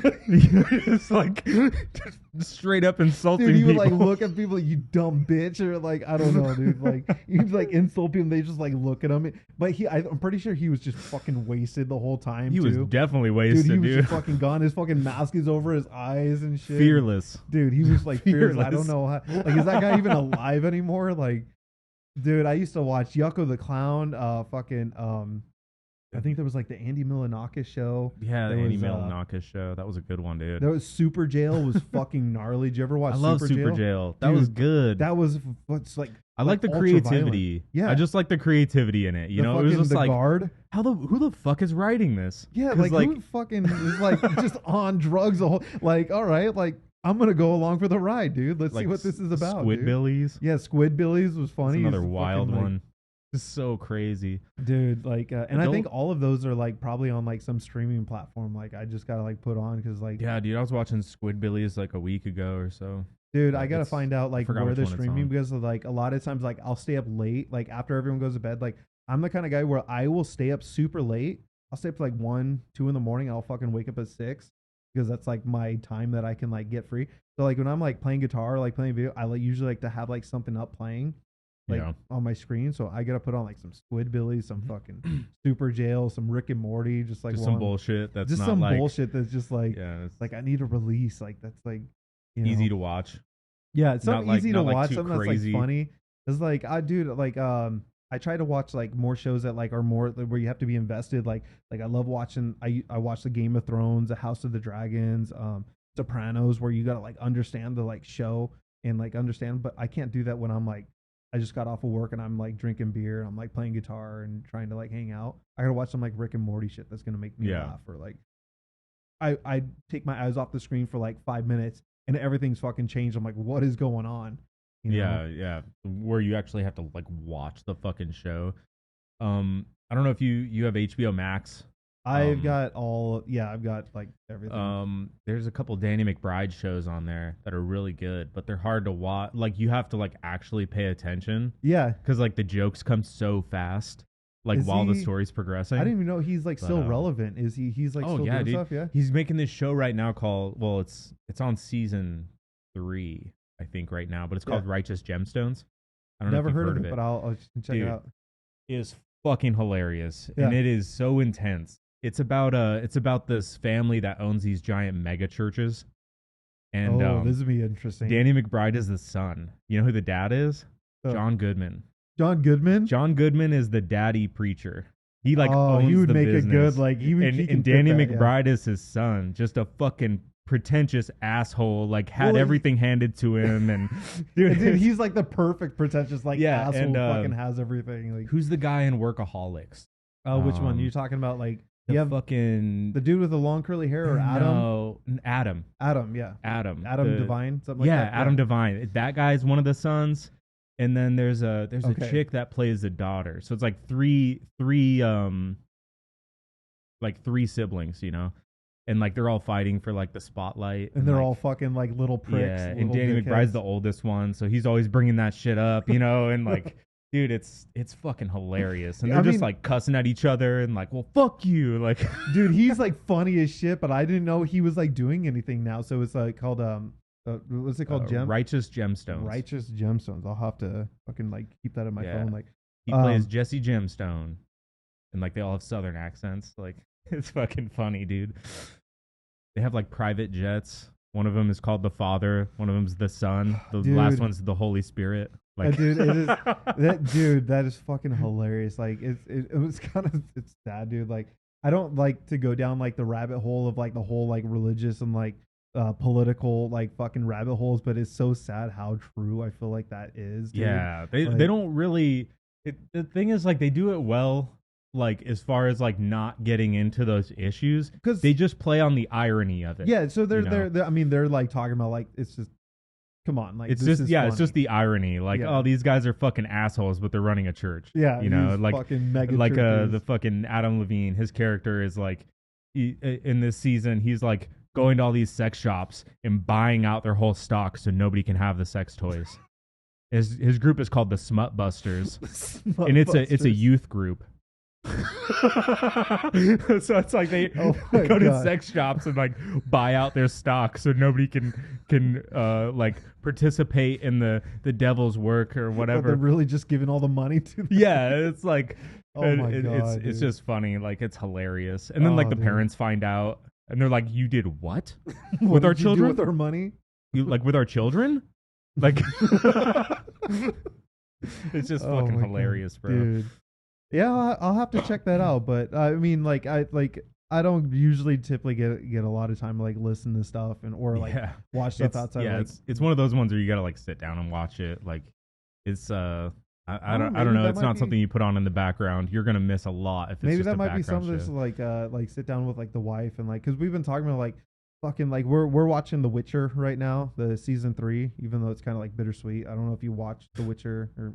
I can't stand it, dude. Like the first season was like kind of cool. I was like, oh, this show's kind of cool. And then like the longer it goes on, the longer I realize like it's literally just like a romance novel in a TV show. Like I never read any of the books. My wife, she got all into it. She read all the books and everything. I loved playing The Witcher 3. I don't know if you ever played that.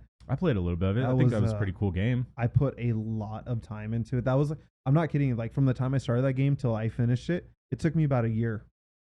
Yeah, there's a lot in that game. There's like 100 hours of playtime. Yeah, like to like 100% like that game is impossible. Well, games like that, I like to explore because I gotta like take myself out of the realizing like, dude, somebody like designed every part of this game, like all the side stories, all the dialogue. I gotta take myself out of it, but while I'm playing the game, I want to appreciate it all. So I go and do every fucking side quest, and it takes me hours and hours. So I'm not kidding you. It took a fucking year of like playing like 20 minutes here, an hour here, 4 hours here, you know, and it was very satisfying. And then when the show came out, my wife's like, she was like correcting the show. She's like, hey, this was in the book, or this was different, or this came way after. And she's like, it's kind of weird, but we're watching it. Just, it's kind of like a thing that me and my wife can bond on, but maybe watching like a show like that might be, let's get off of this like fantasy, like more serious stuff. Let's watch something like kind of funny. So yeah, Righteous Gemstones. I don't know if you've ever seen Eastbound and Down.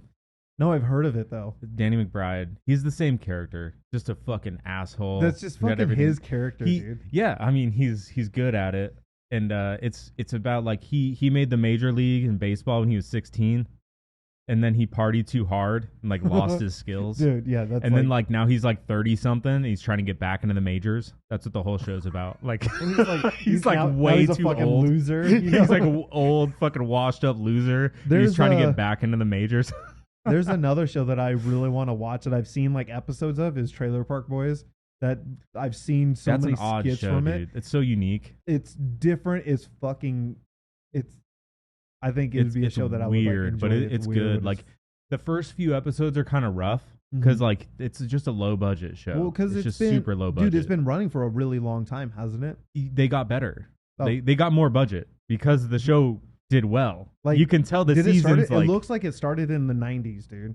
I know. It probably did. It was like the 2000s 2000, or something. And now it's. I think it's still running to this day, right? I don't know. Probably. I mean, I don't know. I quit watching it. Like there's so many seasons. I like got into other things, but yeah, that show's fucking hilarious. There's just things that they never explain in that show. Well, yeah, I mean, so from like all the episodes I've seen, they're just fucking. They play like your perfect like white trash, trailer trash, like shit. It's Canadian. It's Canadian trailer trash. Canadian trailer. Like that's weird. It's like, dude, American trailer trash. Canadian is like it's different. A little different, dude. It's a different culture, dude. But yeah, dude, that show's crazy. Like there's a scene where they're like driving this car really fast, trying to get away from the fucking like trailer park security or whatever. They end up like rolling the car, and like one of the leads, he always has a rum and coke in his hand. Yeah, I've noticed that. And he crawls out of the car with the rum and coke in his hand, like it's still the got comedy, the liquid in it. The comedy of every scene like, that he's got a drink in his hand. That is pure comedy. He gold, always dude. has a drink. Like that is pure comedy gold. Like fucking hilarious, man. And then there's another Canadian show, Letterkenny. You heard of that one? Nope. It's on Hulu. Hulu. I think Hulu's like one of the only ones that I don't have. Like I'm kind of spoiled because like I thought Rick and Morty's on Hulu. Is it fucking? I thought so. No, dude, I was watching it on fucking HBO or fucking Max, whatever they're calling it now. I was watching it on Max. Yeah, I think they have a lot of like the Adult Swim stuff. Maybe they switched. They probably did. Like fucking Max is taking over like the Discovery Channel. They've taken over. Yeah, Cinemax. It used to be on Hulu. I think they switched it, but Letterkenny is on Hulu for sure. Letterkenny. But yeah, that one's pretty funny. It's another Canadian show where a lot of it's about the dialogue. So it's like a lot of one-liners and puns, just back and forth, over and over. They're just joking and like back and forth. And the dialogue is quick. It's super fast and like it's really fucking like creative. Is like it how they talk like to each sitcom other. based or is it like it's kind of sitcom? Like sitcom? It's a small town. It's based on a town that has like 5,000 people. Oh, okay. So it's like, and they're the agricultural, like they're the farmers. Oh, and okay. like the main characters are like the farmers. Yeah. And like, you know, they have the druggies, and then they have like the fucking guy who runs the church, and he's super gay. And they have like, you know, like they have all the different cliques in the community, but it's funny. They go through some crazy stories, and it's just hilarious. That would be something to check out. Dude, like, what were we talking about? Like, wait, dude, we went on a fucking. I don't know. You want? I was talking about art. Dude, I was talking about the house show. Yeah, the Argonaut played at the house show. Let's go all the way back an hour to that. Yeah, dude. Fucking all right. Just skip forward to this part. You know, we just like rambled about shows. Anyway, that was cool because like I've really gotten to know like Luis, and he like I haven't been since I haven't gotten a haircut, but he like fucking cut my hair and like did everything. I was like, dude, like I didn't know you're cutting hair. Like, let me come to your barbershop, even though I live way the fuck out in Surprise, like way out there. Yeah, sure. I was like, dude, I'll come down, and he did a really good job, and it was cool getting to like talk with him, and he's talking about you know how it was Argonaut, then it was Cytera, and then it was Argonaut again, and kind of what's going on, and then Arthur. I fucking just love being around that dude.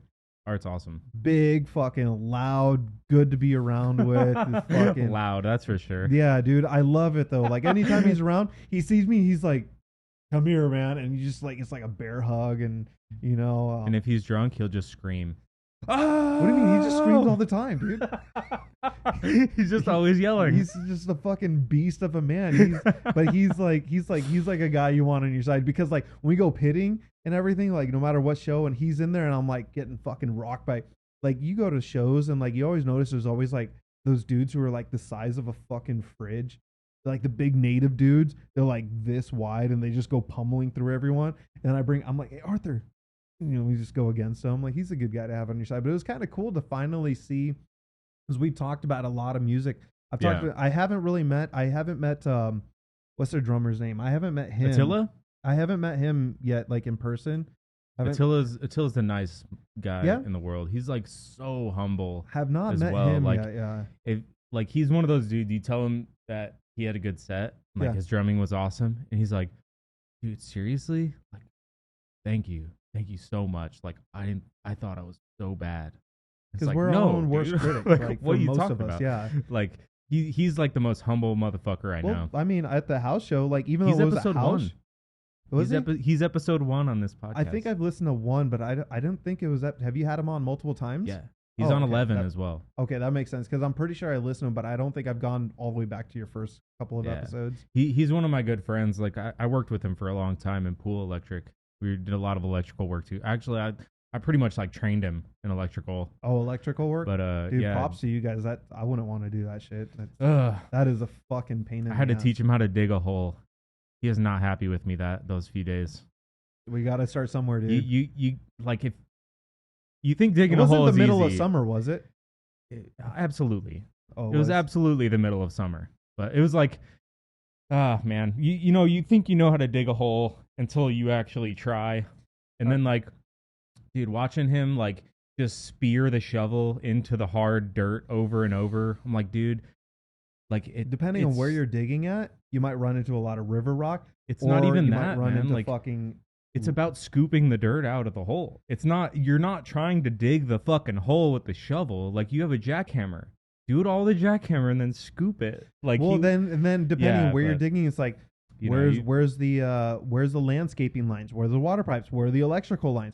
Where are the fucking telecommunication lines? Oh, dude, we can point all that out. But like, I mean, have you ever tried to teach somebody how to like use a shovel?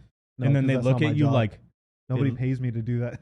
Yeah, well, exactly. Like that's what I'm saying. Like, dude, it sucks because you see them using it wrong, and it seems so easy, and it's like, no, I have to show you how to do it, and then they look at you like, motherfucker, you don't have to teach me how to use a goddamn shovel. Well, it's like, yes, I do, because you're gonna hurt yourself, like, or if you keep doing this, you're gonna fucking hurt your back. I went through this, like, when I started Pool Electric, like my hands didn't work for like 2 weeks. Like I couldn't hold the shovel after the first week. Like I literally couldn't hold it. Like I had to stop digging. I had to give it to the other dudes. Like I can't fucking pick up the shovel anymore because I was doing it wrong. You gotta be extremely careful. Yeah. I think people undermine like the way that you're doing physical things. Like a lot of people are like, because like they're like, oh dude, I'm in my 20s or I'm 30. I'm like, I feel good. Like I can handle it. It's like just digging a hole. Yeah, it's just fucking digging a hole. It's like, well, hey, easy fucking asshole, like chill out, like you're gonna fucking hurt yourself. Like, there's a way to do it. There's a real way. So the right way. I work for I don't know if I want to say the company name, it doesn't matter, but I work for a very large telecommunications company in Phoenix. Matter, dude. So everybody fucking knows what that is. But I work maintenance. I work outside maintenance. So I work from everything from the poles. So I'm basically a lineman for the telecommunication. So I from there to everything underground, and I got to dig. And when you get the new guys, a lot of them don't fucking make it because they don't want to listen, because they think I'm a tough guy. It's 110 degrees. I'm like, all right, go out there, dig that hole, hurt yourself, and fucking die of heat exhaustion. Go have fun, because you don't want to listen, and like that's fine. Like it's not me. Yeah, man. I'm going home tonight. It's rough. Yeah, but like okay, so but like you said you were real close with Attila. Yeah. Attila's one of my good buddies. He's. So I haven't met him. I haven't met I think his name's Dan, the other guitar player. Yeah, he writes a lot of this stuff. I just remember Luis write most of it together. Dude, Luis has a sick ass fucking guitar. I was asking about that. You told me like how rare it is. I'm like, that's cool. Like I get it because I've never seen a guitar like that before. Fucking Robin Wedge. Yeah, it's fucking sick. And I was like, dude, that is like cool. Like I was eyeballing it. I'm like, dude, where did you get that? Like that's just like super unique, and I love it. He's like, I can't tell you. Well, he told me. He did tell me the story about it. It was I need to have. Look, he still doesn't have an episode on this podcast. Didn't he like write the music for? He did the intro. Yeah, he's the intro guy. Have you had Arthur on here? Art? No. No? Actually, him and Alex want to do an episode together. They want to come and do an episode That's a good duo. side by side. Those boys And are. I can't wait. Dude. Those boys will be a really good I need to deal. get that shit scheduled. But I want to have Luis on here to tell me the story of that guitar because he's told me before. Yeah. And actually, I think we did it on camera and we were going to post it as like an Arcanaut video. Yeah. Him talking about his guitar. But I didn't know shit about recording back then. And yeah. I didn't know anything about video and the footage. I don't even know if it still exists. But I didn't do anything with it because Somewhere it was in the so ether, probably. it was so daunting. It was like we recorded everything, all this shit about his gear and his pedal board and the amps and his guitar, telling him a story about his guitar, and then like I had all the footage and I was like, I don't know what the fuck to do with any of this. No. Like I don't know how to do this, dude. Oh no! Like man. I bit off way more than I could chew. That would be an on interesting. That one. I would definitely listen to that episode for sure. Yeah, dude. A lot of people would want to hear Luis's stories. Luis has got a lot of. He's just an interesting dude, man. He does so much. Yeah, like I had some really good conversations with him when it's like I've seen him at shows and stuff, and dude, he's such a nice guy. He's genuinely a very nice person.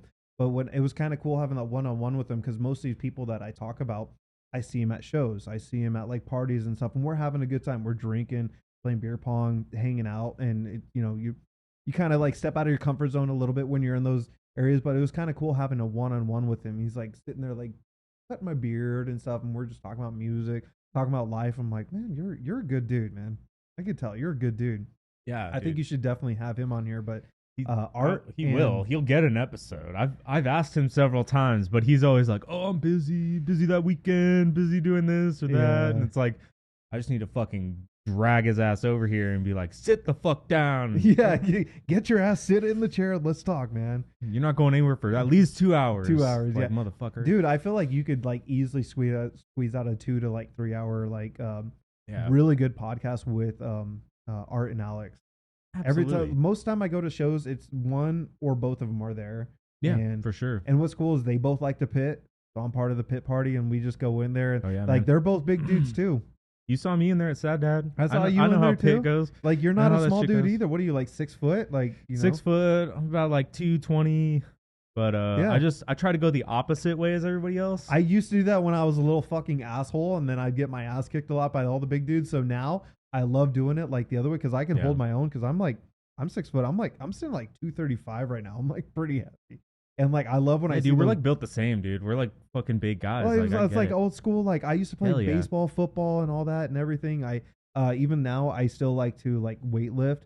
I don't get to do as much as I'd like to, but like I went last night, like after working 10 hours out in this fucking heat, 113 degrees outside.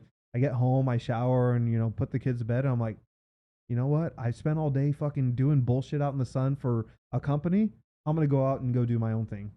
Dude, if you know like how lifting weights feels and like you're used to it, like it feels so good. I genuinely love it. Yeah, dude, it makes you feel good.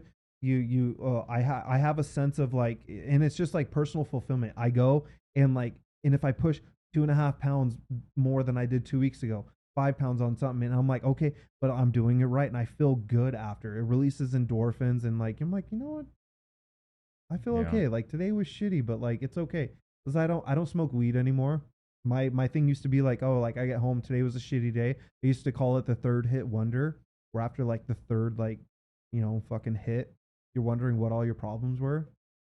Like life's okay, man. It's fine. Like what was I even mad about? Like I don't even give a shit about that bitch that was on the phone or my boss fucking giving me shit for taking a 20-minute break then a 15-minute break. Like fuck you, bitch. Like it's kind of like that. When you get older, things change. Everything's changed. Everything has an expiration date. The way things used to be when you were a teenager to when you were in your early 20s to your 30s. Things I don't know change. about you. I'm gonna smoke weed till I die. I would very much like to smoke weed. I'll say the only reason why I do what not. Happened? The only reason, literally, the only reason why I do not smoke weed is because of my position. I support an entire family, and I work in a field where I work with a lot of physical things. If I get hurt or any accidents happen outside of my control, I get drug tested. If I get drug tested and I fail, then I fail my entire family. You know what I mean? Yeah, working for the company you do. Yeah. I could see that. If that wasn't the case, I probably wouldn't smoke every day, but I'd be like, hey, it's my fucking Friday. Just got off work. I'm going to fucking smoke a bowl and chill on my back patio and drink an IPA. you know. For sure. Fucking, Dude, if I could afford it, I'd smoke like Snoop Dogg.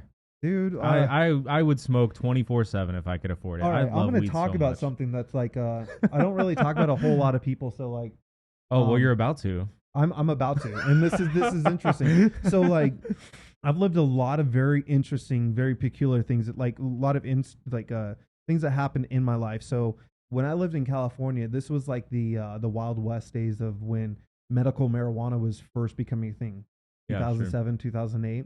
So in California, so when I first got my medical marijuana card, my parents both had their medical cards, and my mom and dad, they're fucking OGs, like both of them are like OGs. Like Yeah. it's weird when you see like somebody like me or my brother, you don't really see it like at first, but like when you kind of get to know us, it like kind of starts to make sense. But like, so they all through my whole life, they always smoking weed. That's fine. Like it was just normal to me as a kid growing up, and Sure. you know they still took care of us. We all went to school. We had clothes. We had a roof over our head. That's fine. But like I always knew what it smelled like. I knew what it looked like. But to me, it was just normal. So as we got older and things got like legal, they got their cards, and I was like, oh cool. Like I don't have to worry about the cops coming to our fucking house, you know, anymore. That's fine. You know, it was just normal. And then eventually my dad's like, hey, you should probably go get yours. I'm like, you know what? It's fine. He's like, hey, go down to this place, you know, go in there. And he's like, when they ask you for like medical documentation, just say, I'll bring them later. And I'm like, okay, that's kind of weird. Like I'm supposed to go and like, I'll bring them later and they'll give you the recommendation, the rec, in other words. So, and it was exactly what he said. So I went in and it's like this like business complex. I go inside and like all the chairs in the waiting room, they were all fucking fold out like metal chairs. Yeah, and like there's a bunch of people in there. I'm like, all right. I go and I sign into the front desk and I'm like, okay. So I sit there, I'm waiting, and then I go into the doctor's, you know, office, and I go in there and it's he's literally a just doctor. Doctor, yeah, fucking whatever He's that a real means. doctor. That's probably his title. That's probably his title. I don't know if it was like self-proclaimed or what, but he was Doctor fucking graduated. Seuss, whatever the He fuck his name graduated, is. dude. Yeah, yeah, fucking. So I go in there and literally it's just like a fucking fold-out table with like a little lamp and like some papers and like some folders. I go in there and he's like, hey, you know, tell me about like why are you applying? And I tell him, he writes some stuff down. He's like, can you bring documentation to prove that you have these things? I'm like, yeah, sure. Okay, great. But as I'm saying that, I'm like looking around the room. I'm looking around the office. I'm like, there's nowhere, like, where the fuck does he keep all these documentations? He says to bring them here. I don't see any filing cabinets anywhere. I don't see anything. Like, this place is basically like an empty office suite. And I'm like, yeah, sure. So he's like, oh, here you go. Congratulations. Here's your rec. He gives me a paper. It's signed. I'm like, sick. Okay. So I go to the dispensary. Fucking, it was weird because, like, before the dispensaries, you know how it is when you're buying weed. You got to get your connect. You fucking hit them up, and like it's kind of sketchy. You meet up, and it's like, hey, here you go. And you're meeting in public, or you're meeting somewhere, and it's like, oh, fucking, oh, cool. I got a little gram, you know, sick, dude. Like, what is this? I don't even know what the fuck this is, but it's weed, dude. Yeah. You know, it's like, is this fucking like indica, sativa, you know, whatever it is. And so after getting that, you go there, and it was like, and even that in the early days of like dispensaries, you would go to some which were sketchy as fuck, totally unorganized, or you go to some that it was like walking to a bank, super professional security, everything's in glass boxes and everything. They all look like that. I guess so. I don't know. I haven't been to one in forever, but like it was really cool to experience like what it was like the first medical marijuana in like, you know, California. Yeah, and experiencing that. And like I went to some seriously sketchy places. I bet. Before, like where you go and it's like a fucking like you go and it's like unmarked building, and you go and it's like a fucking like a steel door that's like, you know, closed, and it's like on an electronic lock, and like you're supposed to like ring the doorbell and then knock a certain way, and the camera you're supposed to, and like you go online and you have to read the instruction. You have to like look at the camera and like do something with your hand. I remember it was like some weird, and it's like, and then you're and then the door opens, you go, and it's like stairs, and you go up, and there's this fucking big ass black dude in like armor and shit and like a gun on him, and like he checks your rec, and like he's like, do you have anything on you? I'm like, no, I don't. And then like you go into a room, it's like one dude with like mason jars, and he's like, how's it going? He's super nice, but I'm like, dude, this is fucking sketchy. Because back in the day, there'd be dispensaries, and the dispensary all of a sudden wouldn't exist because cops would do the raid on them and just take them down. The feds would roll in. They would fucking roll in and take them down and everything. So as time progressed, things got like more, they got more consistent, more stable, and with in California, if you had a recommendation, from what I remember, it was like, okay, if you have your rec, you're allowed to have up to like so many mature plants. I think it was like 7 or 8 or 6 or something. Ridiculous amount. Mature. And then they were like, in it, and you're allowed to have up to like 10, 11 immature plants. Like, what does that fucking mean?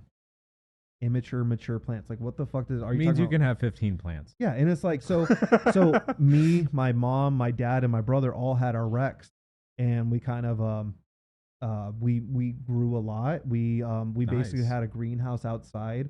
We had a lot of cool shit going outside in a greenhouse. We had a garden that was kind of like our throwaway plants. Or like experiment. We're like, oh, fucking throw it in there. We'll water it. We'll see what happens. We got some really good shit from there. Like, just, I'm not kidding. These plants would grow up and they're like Christmas trees. They're like 15 feet tall. If you let them grow, they'll fucking grow, fucking dude. massive. And then in our garage, I mean, I feel comfortable saying this now because none of that exists and it's all just like a fantasy at this point. But like, back in the day, you would never catch me saying this because you're scared of people fucking coming and robbing your place, you know? Yeah, You sure. know, and fucking down there in Southern California, and you know, dude, like and we had an indoor grow room and shit, and we had the high pressure sodium lights, we had the drip systems, we had the lighting systems going, the ventilations, we had everything. We had like 120 clones, dude. We were going at it, and it was fun. It was a hobby. We learned about the growth cycles. We learned about the nutrients that you have to do at every specific week, and it was a lot of fun. It was a lot of work. I know a couple people who do it as a hobby. One of the guys I get my stuff from just does it as a hobby, and it's. If you have a couple of plants, it's kind of cool. Like, yeah, you get so off work, I don't you kind of. Yeah, I don't go to a dispensary anymore either, unless I'm trying to get like those infused pre-rolls. Oh yeah, That's something I can't get from my grower. So it's like I want to get those little bottle, like 5 little joints that just knock you to the fucking moon. Like those are. There's only one place to get those. You have to go to the dispensary. You can get like moon rocks and shit. You can get the every. I get Jeters. Jeters. I don't know if you ever heard of Jeters. Jeters. They're literally like a pre-roll with like the weed is in the joint, but it's like coated in like Well, some they do that, and they do concentrates, layers but then of they, like they different layer things, it on the right? outside of it as well. Yeah, So, yeah. Okay, I've never actually Jeters heard are that good. term, but I know what you're talking about. Steezies are good too. It's a different brand, but they use strain specific concentrates. So if it's like King Louis flower, it's King Louis concentrates. Yeah, those are my favorite. I like the Steezies the best. I was always like me particularly. I always leaned more on indicas. I like the way that indicas made me feel. I like to relax and feel it. I didn't really like the head high. I didn't really like the like headband. Yeah. You know, I like Blue both. Dream. I like both. I did like things like Trainwreck, old school Trainwreck. You know, it was a yeah, hybrid. yeah. You know, where you get a little bit of both. But like, I like indicas were my thing. I got a lot of sour diesel when I was in high school. Sour diesel was a sativa. Sativa, yeah. Yeah, that's the shit I got in high school mostly. Me and my buddy, or my buddy, he sold a lot in high school. Right. And it was impressive. I don't know, like he never told anyone where he got it from. For good reason. Yeah, and dude, it was smart. Yeah. Like we would always like try to like fuck with him, you know, like, hey, where'd you get this shit, man? Yeah. He'd be like, I can't tell you, you know, like he would always like fucking keep it a secret, like nobody fucking knew, and or if somebody did know, they didn't let it out either, you know. Yeah. But it would always be like we'd walk into his garage. But and this was back he'd in the be day, like, right? Yeah, Yeah, like in high school, like so like 2008, or something, and he'd be like lifting weights in his garage. This skinny motherfucker trying to get built. He could never gain weight. It was funny. Yeah. And, genetics is a fucking hell of a thing, trying man. so hard all the time to get big, but he just couldn't. He's not And eating you'd, enough. You'd right? like, yeah. you know, duck under the garage door because it was like cracked open, and then he would like just open a mini fridge, and it'd just be the big ass mason jar just full of flour. Like, dude, where the fuck did you get this? Dude. He's like, I can't tell you. I would very much like to tell more about this story, but I would have to tell you in private. But like, I probably said way too much on this. Like, but That's all right. it's Dude, I got like 40 people listening to this shit. Don't worry about it. Yeah, dude. Like, fucking, they're probably, you know. By the time this episode makes 100 views, it's gonna be so far behind. I'm gonna be on like episode 150. Like 150. Yeah, don't worry about it. Oh man. Do you mind if we take a tea right now? Yeah, we can take a break. I gotta set this shit back up. The dog knocked everything over, so whatever. And as usual, forgot what we were talking about. Oh, we're back to. I will say I feel a lot better though. This is like I was holding there for a bit, and so I was like, "Hey, T coach, like, I'm Well, if you burning." do another episode with me, you don't gotta hold it. Just fucking let me know. Oh, I didn't even realize it till like it was like almost too late. I was like, I think we're gonna have a problem here if I don't say anything. Yeah, but Well, I'm glad you said something. yeah, well, cheers. I know you just cracked open another one. Like, Yeah, man. cheers. It's been a good time. It's like one of my favorite beers, dude. Yeah. Well, dude, I fell upon these on accident one day. Like they were just at my local Fry's. Yeah. And I tried them. Like, hey, this is pretty good. And then I talked to like I love all beer. Yeah. Whether it's fucking cheap, shitty shit. Like, okay, whatever. Like I think there's a time and place for all beer. Everywhere from PBR, Except Corona. Corona. I don't drink that shit, dude. Why is that? So what's up with Corona? Because I'm a Modelo guy myself. It just doesn't taste like anything. Have you ever had? I would rather drink Dr. Pepper. I mean, dude, Dr. Like, Pepper's delicious. Yeah. Dude. Like, so fuck Corona. I'm pretty sure like anybody's like, hey, if you put a Dr. Pepper in front of me and a Corona is just like, if you could think of the cheapest, shittiest, fastest way to make beer and make a profit, it's Corona. Dude, all right, you just fucking triggered a memory. So like, I don't know about you, but like, do you ever have conversations and like it just triggers a memory? Yeah. So like, now I have a story. So like, there was this one time, it was probably like 2014, 2015 Vegas. I went to a Vegas trip with who was my girlfriend at the time. She's my wife now, and we stayed at the Luxor. We're like, let's fucking go to Vegas to stay at the Luxor. I think I was like 22, she was 21 or something like that. We're fresh, into drinking age. So we're like, let's go have a good time. We had a fucking amazing night. We went to shows, we ate at fancy restaurants, we fucking partied, we did everything. And so I would say this was probably like 6 o'clock in the morning. We'd been drinking all night, gambling all night, just having a good time. Sounds like Vegas. I was on the verge of like blacking out. I could. Well, let's call it. Let's call it verge. Yeah, let's call it a brownout, dude. A brownout. Yeah, brownout. It's not quite a blackout. It's a gray out. Like there's a lot that I don't remember. So this night was interesting because throughout the night, I remember somehow we went to the bar and the whole night took place in that casino area underneath the Luxor. And we're at the bar, and I remember we were just buying drinks, and I started talking to these younger guys, and they were like, these guys who were like part of like a rap group or like entertainment group, and they seemed super young. Like, I'm like, dude, are you guys like 17, 18? Like, they look super young, but they were apparently part of this promotion company, whatever. But he's like, oh, I'm the owner of the company. Like, right on, you seem pretty young, dude. Like, you must be doing like pretty well. Like, congrats to you. He's like, hey, what are you guys drinking? And I'm like, I don't know. We're just fucking drinking whatever. He's like, your tab's on me. I'm like, what? Okay. And my tab at the time was like 200 something bucks. And he fucking paid for our tab. This dude I just fucking randomly met at the bar. I'm like, he's like, hey man, we're all partying over there in the corner in the VIP section. You want to come down? Come hang out with us? I'm like, hey, my wife's name's Stacy. I'm like, hey Stacy, you want to come down? And she's like, fine, whatever. And this was pretty early on the night. By early, I have no idea what time it is. I'll just say like 11, 10 o'clock at night. And so we go hang out with them, and we're fucking partying, and they're bringing bottles, and we're just drinking with them. Like, I don't know, but they clearly seem like they were like rappers or hip hop or something like that. Something. And yeah, just way out of my realm. And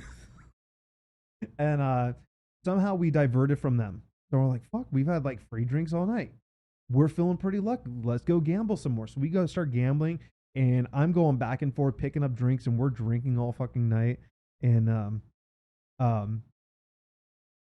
I remember I was like, oh dude, like I remember I was like at the point where I'm like rocking back and forth. I'm like, everything's like not making sense. It looks like a fucking movie. I felt like I was living Fear and Loathing in Las Vegas, like real life. It felt everything was so surreal, like the lights and everything. I felt like people were like coming in my face laughing, looking like clowns and shit. Like it was a wicked night. And so I remember I was like, hey, we should probably like go to the room. And my wife, she's like, oh yeah, let's go. So I was like, hey, I got to take a piss. Wait right fucking here. Like, I know where you're at. Don't fucking move or else we're going to get lost. Like, just wait right here. I got to take a piss. So I go in there and I'm taking a piss, and this fucking dude comes up next to me. We're in like, urinals right next to each other, and we're peeing. And somehow we start talking. And somehow he's like, hey man, like, and I don't remember what happened, but we came out of the bathroom. He has his arm around me. I got my arm around him. We come stumbling out of the bathroom, like, hey, and he's like, hey, come with me. I'm gonna buy you guys drinks. I'm like, all right. But he was like wearing this fucking like button up, like fucking, it was like halfway unbuttoned. It was like gold and shit. He was wearing really fancy clothes. He looked like a dude who had a lot of money. Looked like, I don't know. We go sit down at the bar, and I'll tell you what I mean about Corona in a bit. So we sit down, and he starts saying how he's some like super fucking important guy, makes all this money, and then we're sitting there. I'm like, all right. I'm like drunk as fuck, like looking at three of him. I'm like, yeah, that's cool, dude. Like, and he's like, you want a drink? I'm like, yeah. Hey, come here. He's like, you know what the best beer in the world is? I'm like, I don't know. Like, what? He's like, Corona, and I'm like, okay. Cool. He's like, yeah, Corona. Give us a shot of, fucking a shot of some kind of tequila. And he brings Corona. And I'm like, Corona? I was like, dude, the best beer in the world, my friend. He's like, fucking, we cheers and shit. We take it. And I remember my wife's like, I can't take that shot. You got to do it. And I like look at him. I'm like, okay, I'll take it. And so I take the shot and I fucking take both of our shots, dude. And oh, man. We take the shot and I'm drinking the beer. I'm talking. And then my wife's like, we got to go like right now. Like she was looked like she was about to vomit. Like she was like, I'm done. I'm like, all right. So I look at the guy and he's turning around. He's talking to this girl that he's with. It looks like an Instagram model or whatever. I'm like, you know what? Let's just fucking go, dude. Like he bought all our drinks. Let's just fucking go. So we go and all I remember is stumbling and in and out. And we were like stumbling and I remember seeing the elevator in front of us and then I blacked out. And then I remember walking down the hallway and looking over. Like, I don't know if you've ever been at the Luxor. So at the Luxor, it's a fucking giant pyramid. Yeah, I've only been on the bottom side of it. So when you go there, you stay at the rooms, it's a giant pyramid. And on the inside, it's all hollow. So you can look down. I remember like being drunk as fuck looking over. I'm like, and I got like vertigo like crazy. I'm like, oh, fuck. And I'm like, dude, I'm going to puke. And somehow, some miracle, we made it back to our room. And we made it there and we fucking like unlocked the door. She started puking and then I fucking puked in the trash can. And then both of us passed out on separate beds because we were just so hammered. And I think I remember looking at my fucking phone and it was like 9:30 in the morning. We had to check out at 11. God. And I had my timer set for my alarm set for like 10:30 in the morning. Oh, dude, we woke up, geez. dude. That was one of the worst mornings of my life. But yeah, Corona, the guy, all I remember is this guy. True story. The guy's like, you know the best beer in the world?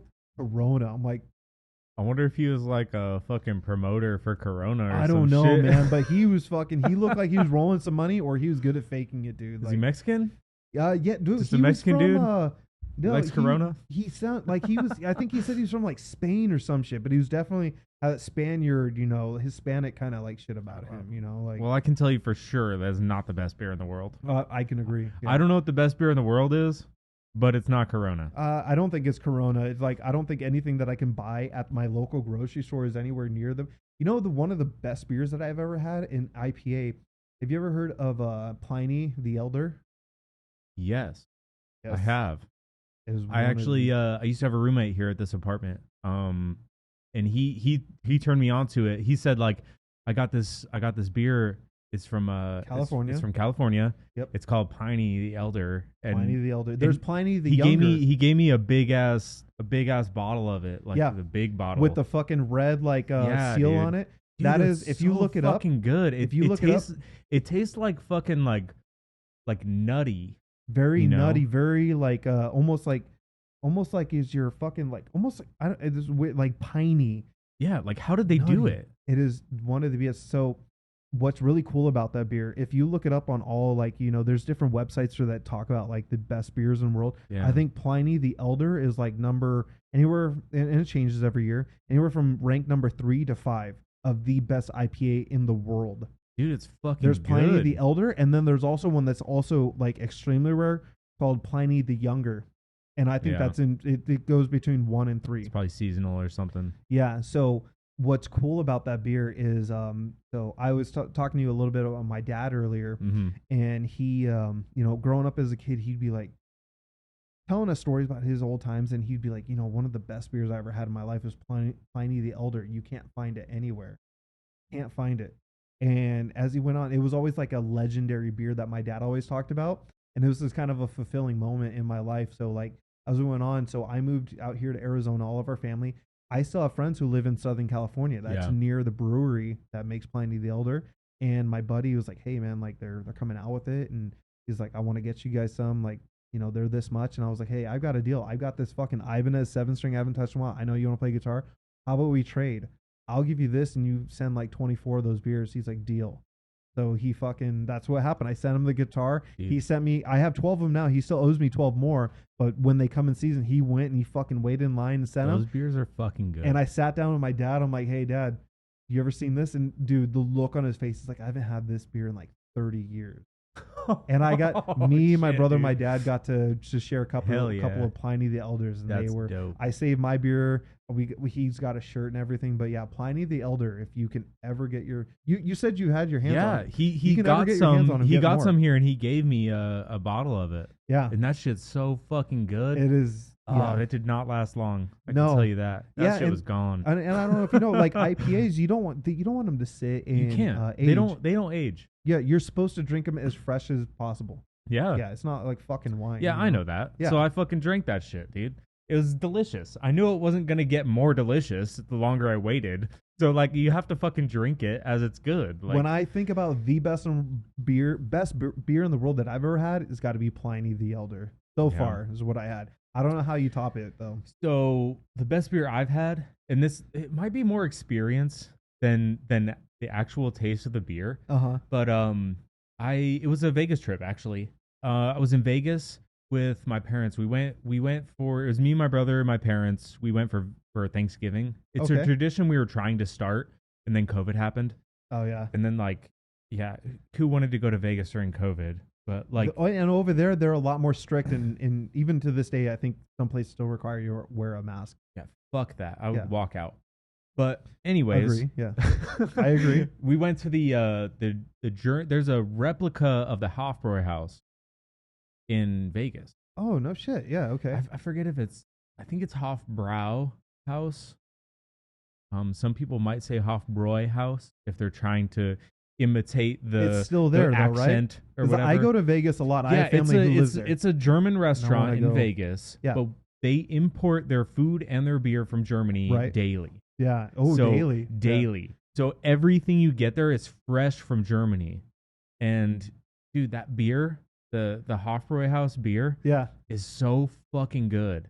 Like I ate a full meal. I was full, and I drank like 2 full steins of beer. Oh, and fuck yeah. Dude, I wanted more beer. Like it wasn't making me more full. You know, it was so delicious. I could literally just gulp it, like chug it, and there was no problem. It was the most delicious shit. I got the dark one first. Called Dunkel.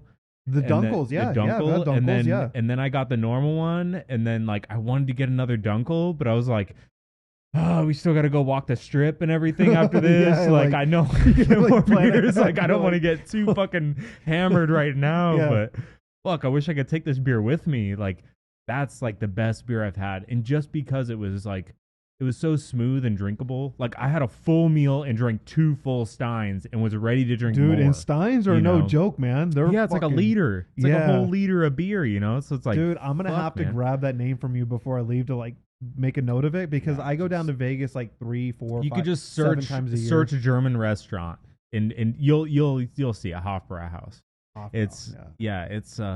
It's renowned in Germany. Like that brewery is like one of the oldest in Germany. Like they always have like the biggest fucking tent on Oktoberfest, that kind of shit. Dude, I would love to go to Germany for Oktoberfest. So funny enough, one day, Germany. So I have a buddy who plays he plays in the rugby team for Germany, and I can't even fucking say the name. It's like fucking this super long, confusing name. But he actually started playing rugby out here in Scottsdale, Arizona, and the way he got into it was kind of strange. He just heard about it, and a buddy of his played, and he went, and he just started showing up to practice, and he's like, "Hey, you're kind of good at this. Like, do you want to play for us?"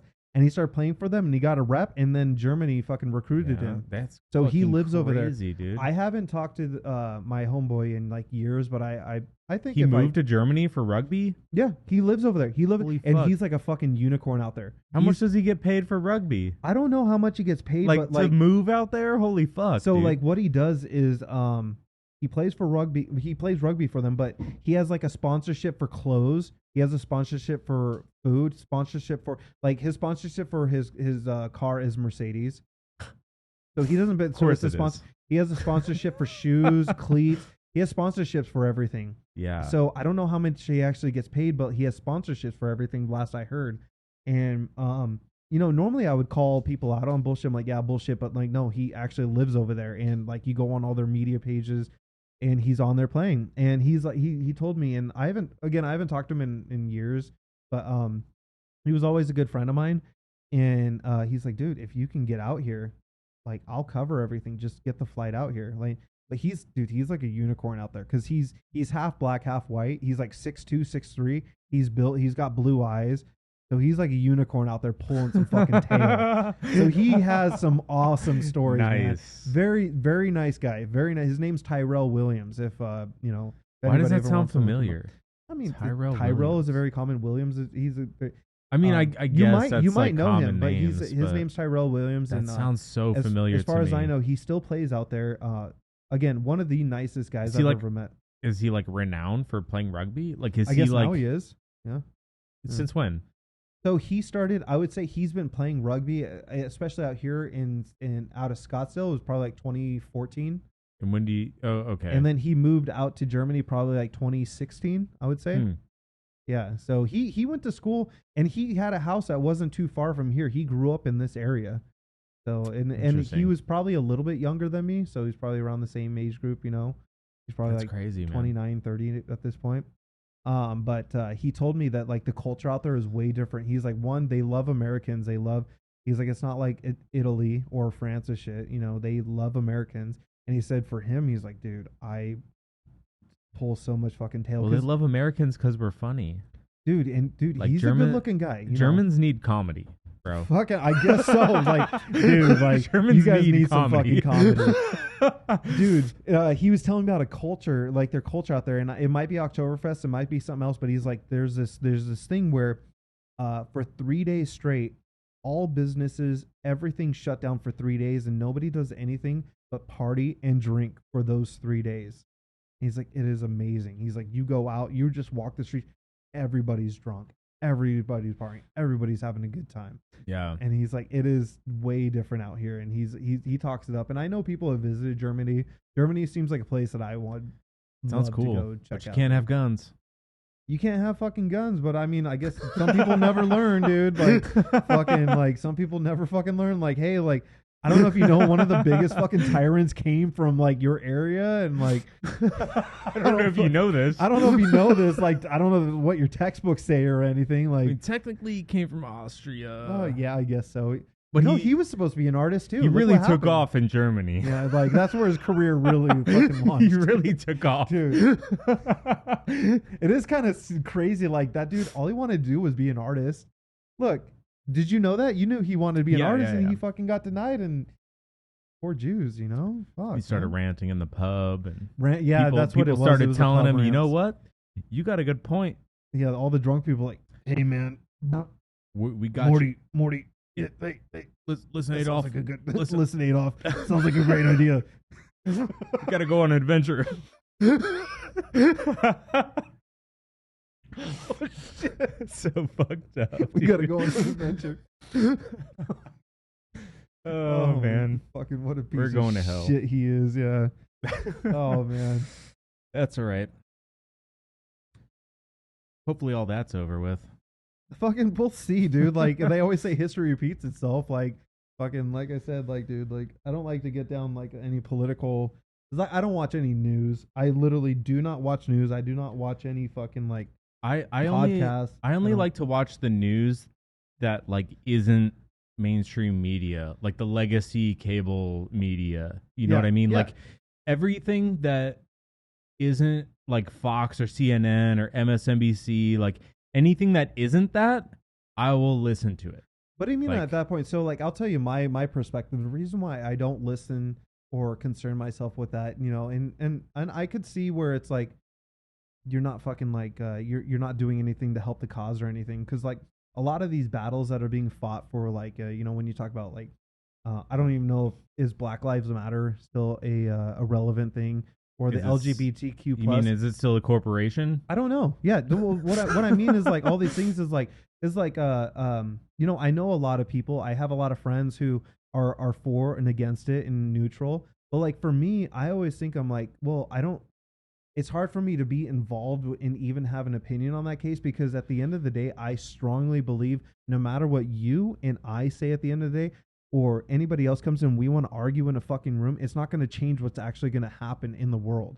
And you know, and I think it's really kind of sad because I've seen relationships, I've had personal relationships where I say an opinion because like everybody likes diversity, but except for diversity of thought, we like diversity of culture, we like diversity of skin color, diversity of everything. But if you have diversity of thought and my thought differs from like your thought and mine doesn't fit what yours is, I don't like that. And I'm not particularly saying mine or yours, but like, look, unless I'm convinced that like my friend or acquaintance or whatever, unless I'm convinced that they are like capable of like seeing a broader truth or seeing like I'm never like totally like committed to one viewpoint. You know, I don't like to be married to certain ideas. I don't like to totally dedicate myself to certain political ideas because I know like that can change. That can be wrong. Like I could be wrong, you know, about certain things. Unless I'm certain that this person wants to learn or see a different viewpoint or see a different perspective, that's the only way I'm going to bring up my disagreements. If I disagree with them about anything. Right. If I think that they're going to just like say, oh, well, that's your opinion. Like, oh, fuck off. I still think this way. Like, I'm just not going to bring it up. I mean, I'm guilty. I've said that too. I've heard people say that to me, but I usually don't get into conversations like that unless if it's like I'm like sitting with one person or two people and we're having beers together and I know they're good friends and I know that like at the end of the day I still respect them. I'll test the waters a little bit sometimes. I do too. Well, I'll test the waters. Okay, like I'll bring up something to you that's that I've only told a couple of people, but like a lot of people are very surprised to hear that I'm a Christian. I don't like religion though. I don't know if that makes sense to you. That might not make very much sense to you though. I like the teachings of Christianity. Well, yeah. Well, I think the organization as a whole has gotten a little it's been grandiose. Polluted. No, it's been fucking polluted. Yeah, polluted, a little corrupted. Well, because at the end of the day, all of you, because you think about people who live on this earth, we're all humans. We're all fucking humans. Man is corrupted, you know, and like, you know, with certain people, like not to go down the rabbit hole, but like, with certain people, you know, and I understand because some people have some really fucking true stories that they lived in their fucking parents, or, you know, they had a fucked up priest who did not live the way that he preached and he wanted to fucking touch little kids, or you had somebody who wanted to groom kids. And like, you know, and I hear it a lot, and I can't blame people who say, what about Catholicism? Like, I grew up as a Catholic, but I don't really follow the Catholic religion because I don't agree with it. There's a part of me, I never agreed with sitting in a fucking room with some grown-ass man. I got to tell him all the bad shit that I did for him to either accept or fucking jerk off to. And then, you know, and I feel really bad saying that because like my grandmother and a lot of people in my family are Catholic to this day. Yeah. But I never agreed with it. And, you know, I was always, but I personally do believe that it is a very real thing outside of what people believe is a fake mythical God where, you know, they mock Christianity. They mock like, you know, oh, you have some wizard who lives in the sky who's all loving. What about this? I'm like, well, no, he's like a lot more complicated than that, but I don't want to engage in that, you know, unless if you have an open mind and are willing to listen. But, you know, it's I'm used to taking heavy criticism for that, and which is totally fine. But like, I'm a very strong believer in like, you know, who Jesus fucking kicked it with, and I believe Jesus was a very real person. He hung out with people who were the rejects, the fucking sluts, the fucking alcoholics, the murderers, and he loved them. You know, because that's what it really is. And Gandhi that's said why the government didn't like him. No, but it really sucks because you have a lot of people who take things like the Bible or the Quran, or they take the fucking Torah, and they take it and they want to manipulate the people who are spineless, and they want to take things, and it really fucking sucks. So like, that's why like nowadays I do like to keep a very open mind about beliefs and stuff. And most people that I know, they don't believe the same thing that I believe that I know to be truth, but they don't believe it, and that's totally fine. Because if I were to be judgmental which at the end of the day, if anybody's judgmental of anybody else, it doesn't do anything for anybody, if you're judgmental. But at the end of the day, we're all humans stuck here on the same earth, dude. We're all doing the same thing. And I respect as much because I can totally appreciate and I understand where people come from where they say, hey, like I had a fucked up like childhood, or I've seen some fucked up things from people who claim they were Christians. And I'm like, you know what? I don't like those people either. I don't want those people in the same boat as me. Every system has corruption. Yeah. Dude, because at some point, every system is corruptible. You know what I mean? Like there's always bad actors in any system. That is humanity. Like being human is like the dealing good with actors people. are the ones you got to look out for, buddy. The good actors are the ones you have to look for, like actively look for. Like the bad people are always in disguise. They're always disguised. Because if the bad people are just saying like, oh, I'm bad, I want to do this fucking fucked up shit. Like, yeah, they're going to get beat up. Like they're going to get fucked up. Because we could shift the conversation. What in any kind of storytelling, and when you're talking about like fucking like comic books, movies, what makes a really good villain? Somebody who you can actually look at their story or look at their point of view and like, you know what? I think this guy has a fucking he has a good point. Like Thanos. Look at fucking Thanos. That makes him interesting. It makes him interesting, but it makes you kind of believe their side of the story. Not necessarily agree with them, but you're like, I kind of see where they're coming from. But then you look at like the Bible is like old as it is. What's the villain in the Bible? Just temptation. Well, because I've heard so let's say temptation. So I've heard a lot of people say we're like, oh, you guys live by these fucking rules. You guys have these changes. Like, well, no, it's not actually that. Like the Bible in all of its teachings really just are trying to teach you things to. It's kind of like I'll tie it into Star Wars because I'm a huge Star Wars fan. Okay. Where they say fear leads to anger, anger leads to hate, hate leads to suffering. It's almost like that's the same thing. The Bible's saying is like, hey, like you're human. You're going to live your life. You have no chains on you. You're going to do things. You're going to learn from them. You're going to sin. You're going to do things. These things are all expected. You're going to go out and you're going to fuck a chick out of wedlock. You're not going to go to hell for that. But hey, what's in your heart? Hey, you might fucking do something bad. You might rob somebody. You might have been at a rough point in your life. Maybe you fucking needed to do it. Maybe you were on drugs. Maybe you had a fucking bad day. You're at your core. You're maybe not a bad person. Yeah.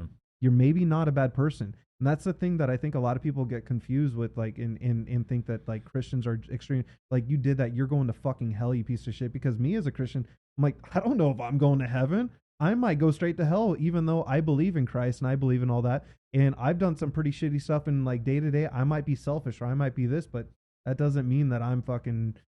But, like, it teaches you things that, like, be aware of these things, because these things can lead to changing your heart. What are your intentions? Because I hear a lot of people that are like, they don't believe in God. And, like, a lot of my good friends, they don't truly believe there's a God, or they're what's that word? Where they don't believe there's a God, but there is a greater, there's a word for it. There's agnostic. Where they're agnostic, but they're like, just be a good person. I'm like, well, where do your convictions come from? Like, telling you what makes you say be a good person? What, where do your convictions? Well, it's an opinion. What is that based on, though? Like, you say be a good person. What's the point of being a good person? Because I think it's... You think about billionaires and millionaires. Yeah. Where do they get their money? From stepping on hardworking, honest people, for the most part. Not all the time. I think it's based... I think it will easily. Yes. Easily it could be. It's one situation. I think that it's based on the history of society and civilization. Yeah. Christianity is a huge part of at least American society. Yeah. I can't speak for every nation. I haven't really talked to a lot of people outside of America, to be honest. I can't say that I have either. Exactly. Dude, yeah. So, like, all I know is American culture, right? It's a lot of it's based in Christianity, maybe a little bit of Judaism. You might get a little bit of Muslim if you know the right people. Like, I don't. Like, a lot of my teachings are Catholic. So I was raised as a Catholic. Same, yeah. I never really took to it. Even as a kid, I was always questioning the religion. It felt weird. I was always like, agree with how the fuck did Noah fit all those goddamn animals on the boat? I know how many animals there are. All right. And I was like, 8. I was like, dude, cow, thousands, chicken. thousands of animals. Right. I've seen National Geographic. You can't fuck with me. There's no way he fit all those birds on a boat. All right. So I was that asshole in the youth, like, teachings side of the church. I was the fucking like making the fucking 16-year-old teacher like well, like Right. fucking trip over his words. I was that little kid. Right. But like at the same time, like I see the like teachings of Christianity as like awesome like moral backbone.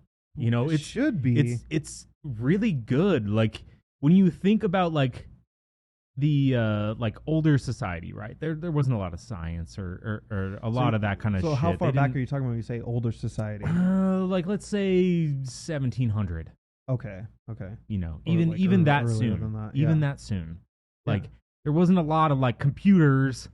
Yeah, we're trying there's to no figure, Google. We're trying to figure shit about diseases, how fucking the earth works. Nobody knew what viruses were. We're trying to map out the fucking earth and shit. Exactly. You're still trying to map islands in the ocean. Mm-hmm. And like so those Christian teachings, like they were useful. They made sense, and they like kept people from fucking killing each other over dumb shit. And like that kind of stuff is still valuable today. And like as a kid, like I feel like I saw that, and like I understood like the teachings, like they're there, like I get it. I get what Christianity is trying to do. Yeah, at the end of the day, it makes sense. sense. It's like, hey, like, and don't be a piece of shit. Yeah, exactly. Be fucking cool with your homeboys. That's pretty much it. Don't fucking judge them. Don't be a piece of shit. Don't be a piece. But like a lot of other religions talk about that too, Yeah. But I do have to say it sucks because like I personally know people who are Christians and fucking and they judge so fucking hard. I do. Like it's like, man. But I mean I feel like what's a great thing about being honest with everybody is you don't ever have to worry about ever recollecting if you told a lie. And I personally can say honestly, like any interaction I have with anybody, even now in the music scene, my friends, my family, I can honestly say like, have I ever been that way to you? Dude, I've met people who I've like known for years, and I like somehow some conversation came about this. Like, dude, I had no idea you were Christian. I'm like, Grant, I don't read my Bible like every day. I don't know most of it. I haven't interpreted a lot of it. Fucking don't. There's a lot of shit I don't know. You like the teachings of Christianity. I do. And you believe in God and Jesus. I believe he's a very real thing. Like very real as much as this couch or me and you sitting here right now at this very moment. I believe that Jesus could have been a real person. I have no doubts that Jesus was real. Whether he was the Son of God, that's where I start to question things. Well, it's you start thinking about that. It's like, yeah, and because like, that's a when you huge get to this thing to accept. Because like you think there's a grand scale of that. Yeah, the specific science of how that works doesn't make sense with what we know today. As far as we know science. Physical science. Right. Physical science is that we can record and perceive as humans. Right. Is there things that, like, are there things out there that we can't explain? Black holes. All the time. Fucking ghosts. Fucking there's haunted buildings that like I've never seen evidence of ghosts and hauntings. It's crazy. Like, I've thought about that. Personally, have never seen anything that's crazy like that. But I've talked to people who are like, "Yeah, dude, I was at my house and this book flew off the fucking shelf," and I'm like, I can't say you're wrong, but I've never seen anything like that in my life. I find that very interesting, like, actually. Things about ghosts and spirits. It's like, is that an actual spirit? Is it an echo? Is it fucking like some kind of thing that we don't have the tools to measure what just happened there? We don't have the tools to measure it. Just like, but we don't. It's what I find that really interesting. Like, and then you start thinking about like, fucking, how did they put the pyramids together? The fucking Sphinx. I think dude, I said something. Don't get me talking about the fucking pyramids, dude. bro. We start talking about that, and it's like, all right, what about the pharaohs? And then you talk about the Sphinx. It's like, well, the Sphinx was actually there thousands of years before that. And you talk about like ancient, the Sumerian culture, where there was like, there in the Bible it actually talks about where it's like talks about like people didn't live just like 40 to 70, 80 years. Like people lived hundreds of thousands of years old. And then you have these ancient Sumerian cultures that over a course of 241,000 years, there was like 7 different rulers that lasted 30 to 70,000 years each, or whatever. And they say that they're the ones who built the Sphinx, and the ancient pharaohs and Egyptians worship them. It's they like, weren't human. They're aliens, bro. Yeah, fuck aliens, demons, whatever you want to call them. From Earth.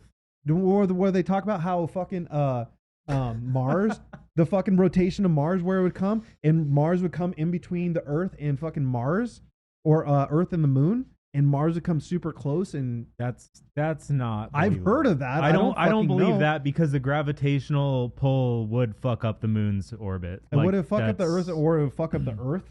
And fucking we just have, what like, we know about tsunamis? gravity. I can't buy that one. I don't know, dude. Like, I'm not smart enough to understand it. That's kind of why if you're talking about like changing the frequencies of a molecular structure as granite, and then like, you know, softening the granite to be able to scoop out like whole chunks of it, or able to levitate it in a certain way. Like, I'll buy that. But you know, because you understand how that actually works. Gravity's real. Okay, Gravity's so very real. if you put the Mars in between the moon and the Earth, what the fuck would that do? You're gonna with the fuck Earth? Some shit up, bro. You're gonna, Is that the like oceans where the are gonna Great Floods fucking, came? I don't know, dude. No, I don't know. I think that was a comet impact. I mean, it could have. I think that was the Younger Dryas impact. Could have been. Like, but where did it impact? Like, I don't know. That's the most substantial evidence is that it was a comet impact on the North Pole about 12,000 years ago. Probably. It melted all the ice, fucking raised the ocean, and then another impact hit and fucking made a cloud, and everything froze again, and that was the Ice Age. Yeah, because there definitely is like a lot of evidence of where there's been a lot of ice ages. There's been a lot of, like, when we talk about climate change nowadays, there's been a lot of evidence of the fucking climate changing drastically throughout history. That's why they talk about Atlantis. Like, why the fuck can't we find Atlantis? Well, Is it covered I think in we sand? have, and I forget the name of it, but Plato talks about it in one of his writings. He does. It's like several concentric circles with water in between them, and there's actually a site on Earth that matches that description. Yeah, but archaeologists won't accept it because there is no evidence. Have you heard of Randall Carlson? Yeah, dude, I love listening to Rand. He loves talking about that. Fucking amazing. Yeah, I listen to a lot of that guy's talking, and he loves talking about Atlantis, and he's talking about it and about the years and how everything lines up. I'm like, well, he loves talking about it because it's the one thing that is not accepted yet. That's like, he says it's a lot like of the people one like go obvious fucking thing. It's like, this is real. It's right here. Like, it exists. It's above the water. You can see it, and nobody's like, oh yeah. Like, it makes sense. Yeah. Like, everybody's like, nah, it can't be. There's no buildings. There's no tools. There's no fucking evidence. Like, you understand what happened, right? Like, a mile high wave of water that's like a mile high. Yeah.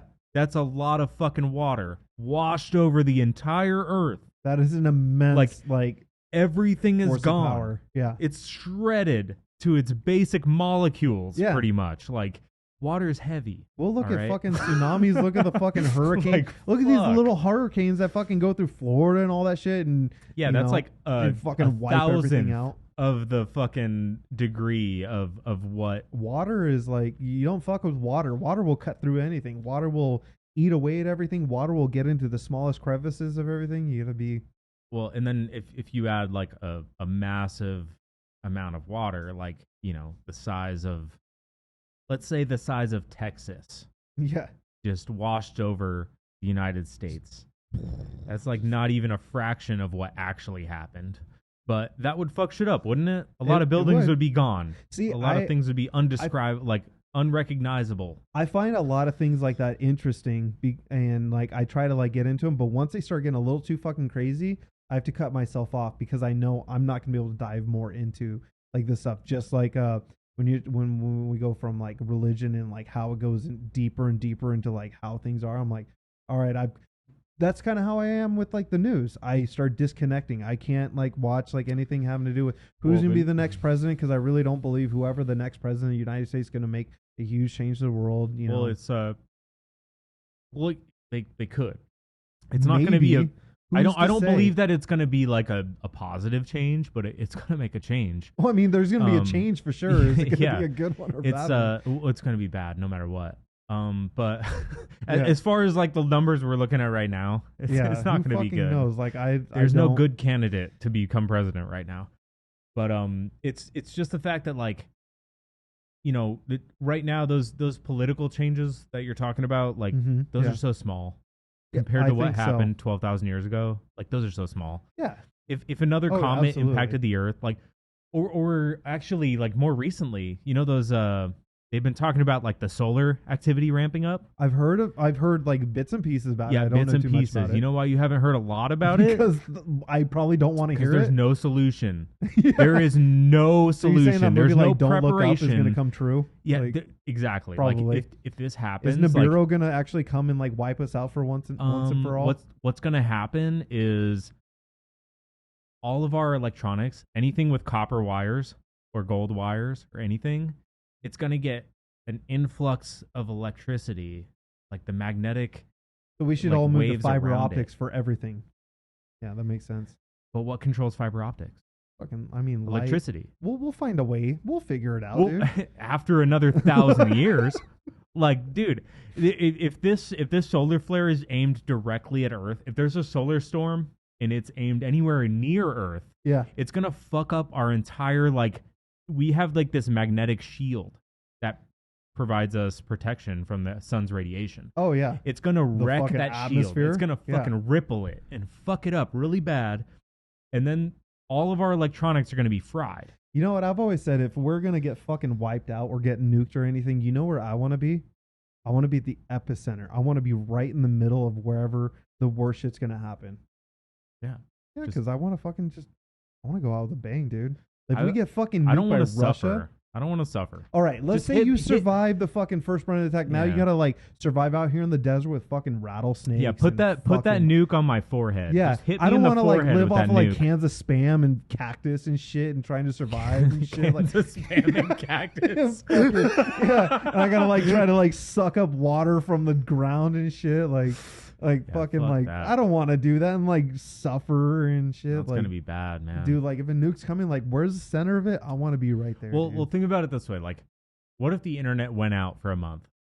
That might not be a the very internet. bad thing. Yeah, the internet. Yeah, Just well, the internet. Like, think about that. I mean, all I the, use all the the internet supply. for like work, so like work would Yeah. be pretty chill because I'd be like, I don't know what's going on. Like, Yeah, just sure. sit here and But get then paid. like all the supply lines are fucked. All the communications are fucked. well, Like, if internet's out, you still have analog signal. no, you don't. Analog. Because that 'Cause was what just an is the internet? example. The internet runs off of fucking satellites and All right. fiber optics and shit. You know. Okay, let me explain this. Because or are you talking about like electricity in general? Because if So there was- electricity's gone, back in like the year 1902 or something like that. Like Are you- back when telegraphs were a thing. They were doing Morse code over telegraphs. There was a solar flare that Yeah. hit Earth. it It fucked up. knocked out the telegraphs. That's Yeah. literally just a copper wire. Yeah. No computers, just a copper wire. If Yeah. that happened again now, Randall Carlson was talking about that. That's where Yeah, that's how like- I know about it. like the internet would be gone, cell phones would be gone, anything electronic would be gone. Our Your AC. Xbox, your PlayStation, your ACs gone. Yeah. Like water pumps gone. Like cars, nope. All the batteries are exploded, probably on fire. Probably. So there would be a lot of fires just catching because all the batteries would fucking ignite like instantly. So your pocket is going to be on fire. Like if that happens, Yeah, my like, fucking yeah, nuts are gonna everyone's catch on pocket fire. is going to be on fire. Yeah. So everyone's gonna have burns on their right hip. Yeah, I got my Like- phone on, place my phone like right here. Yeah, Fucking your burn dick me. is gone. Yeah, it's gone.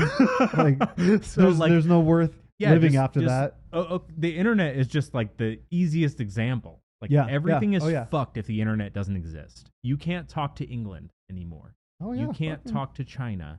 Like any of these business transactions going between China and the US, cut off. Like But I can any- still play my acoustic guitar. Like yeah, that's, like, acoustic cool. guitar, Oh, that's, good. like, yeah, totally cool. because like that's sound waves. That's just air. Yeah, Air I'm still fucking. I'm exists. pushing airwaves. Air's like, fine. Yeah. Your electric guitar, yeah, your amp probably exploded.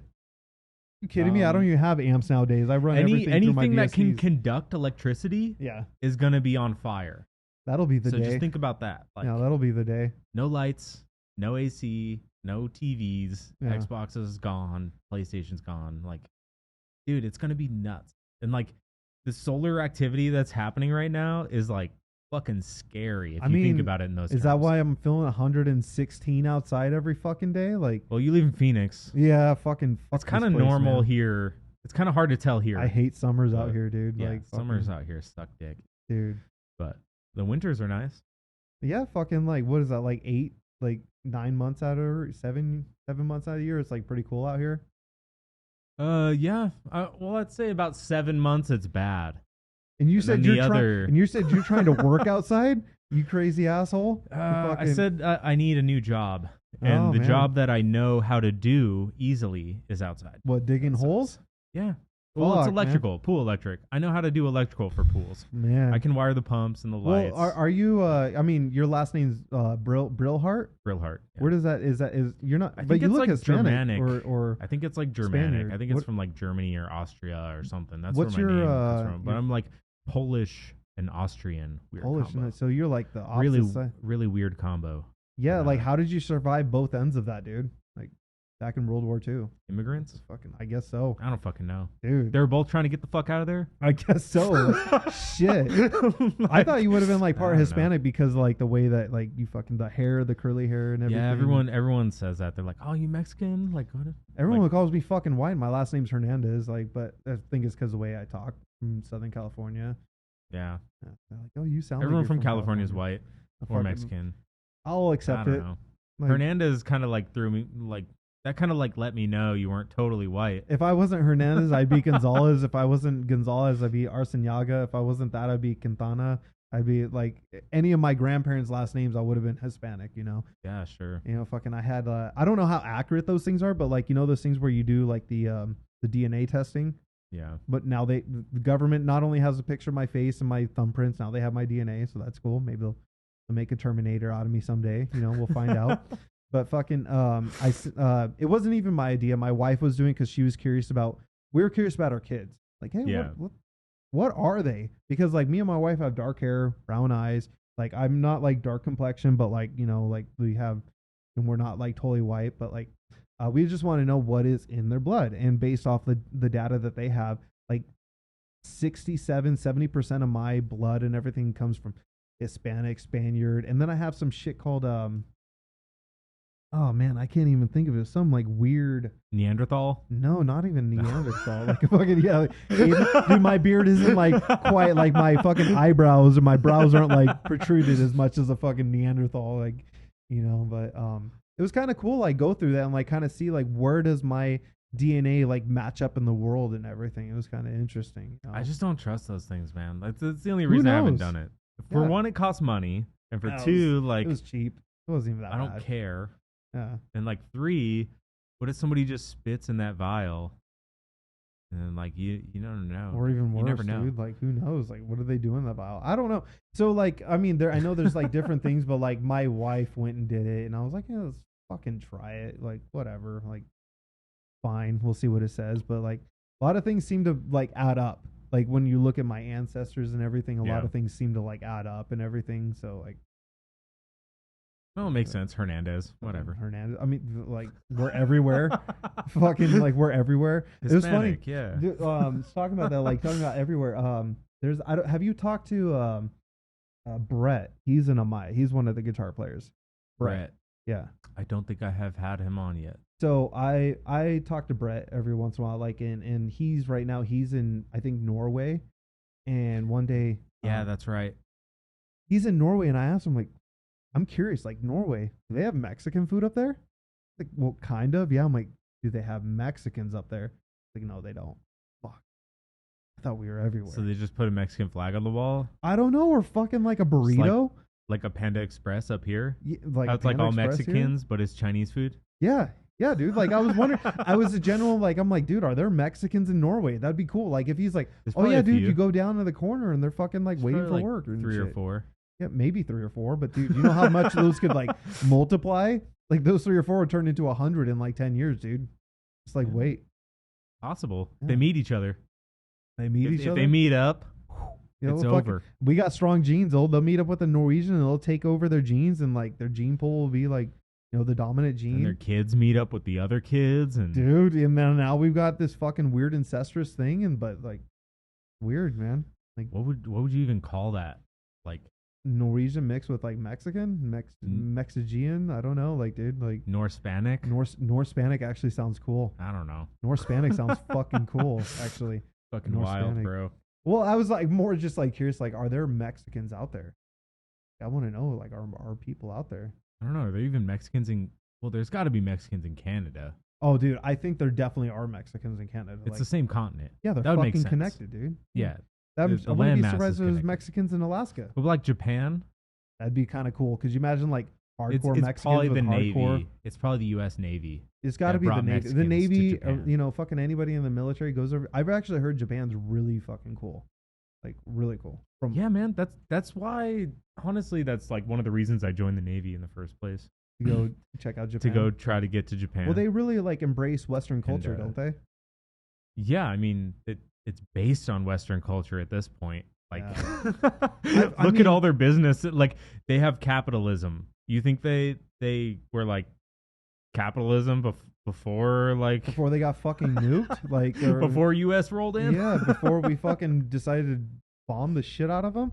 No, I mean the people that I know that actually, I think they're all military. Everyone says like Japan's cool as hell. Like their culture, they're very nice people out there. Very like They have honor. yeah, they have honor. They're very clean. They're very, you know, that you could trust them. I guess like from what I've heard, you know, I've watched YouTube videos of like their fucking vending machines out there and shit. Like I've watched The a lot vending of machines are legendary. I've heard about that. You can go and get a beer, get a cheeseburger, get ice cream. Yeah, I get still need to fucking- go. I still need to go visit Japan, dude. I wanted to get over there so bad. Japan would be cool, dude. Like I have a couple friends who like moved from the U.S. and they work over there, and they've just that's their way of life. They're over there now. You know, there's not too many places outside the U.S. that I'd like to check out Japan, Norway, Sweden. Go check out my ancestors over there. You know, maybe go check out Switzerland. You know, Switzerland would be dope. Switzerland, My fucking parents are Germany. going to Switzerland next summer.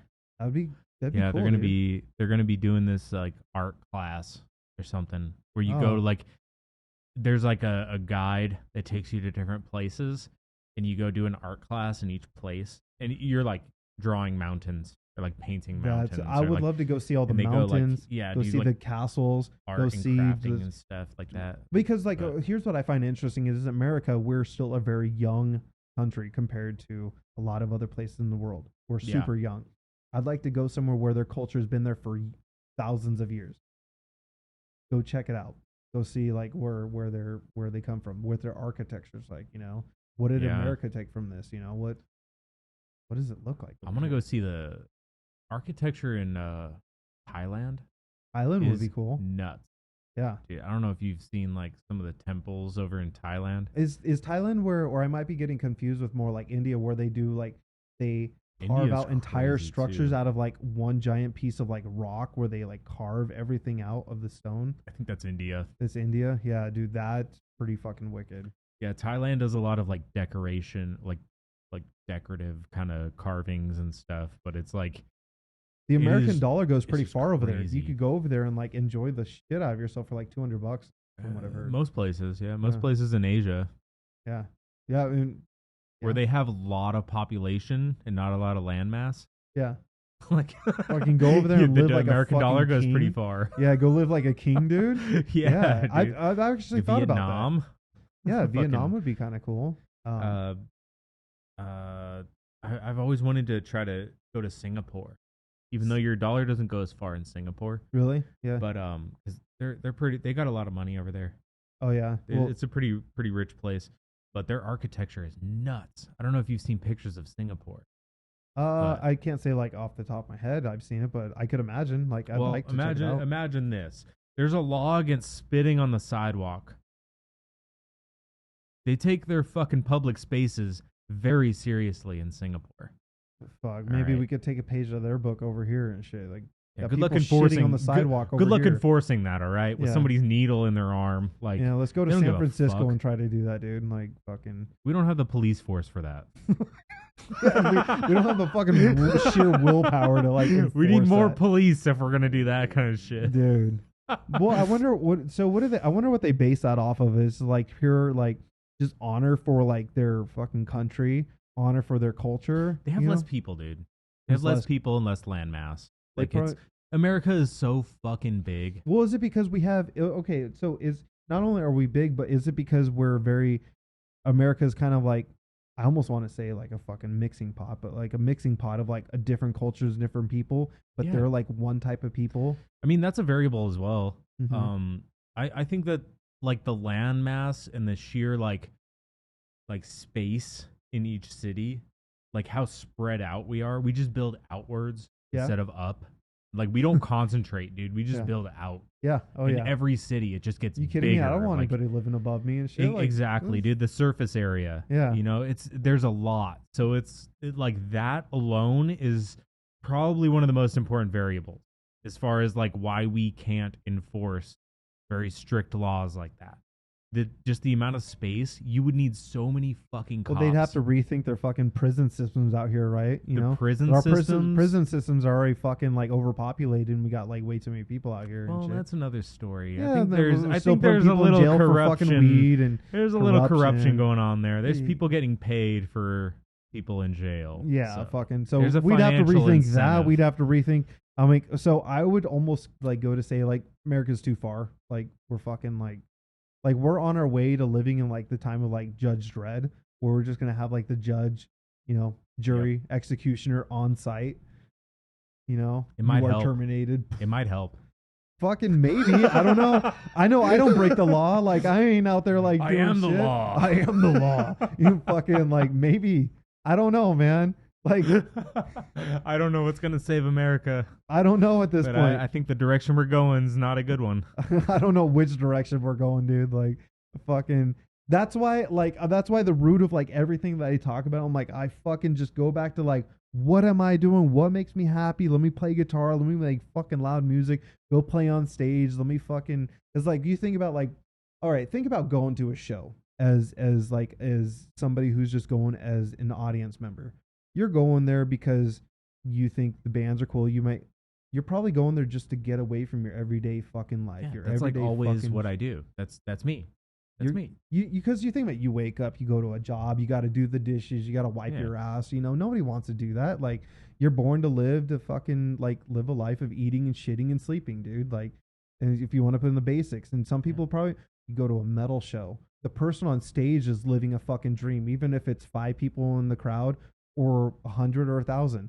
They're living their fucking life. You're there, and you're encapsulated by the show that they're putting on the stage. Dude. Yeah. And it's an experience. And it's like, okay, this guy might not be Eddie Van Halen, but he's up there playing caveman riffs, and it's hitting me, and my head's bobbing.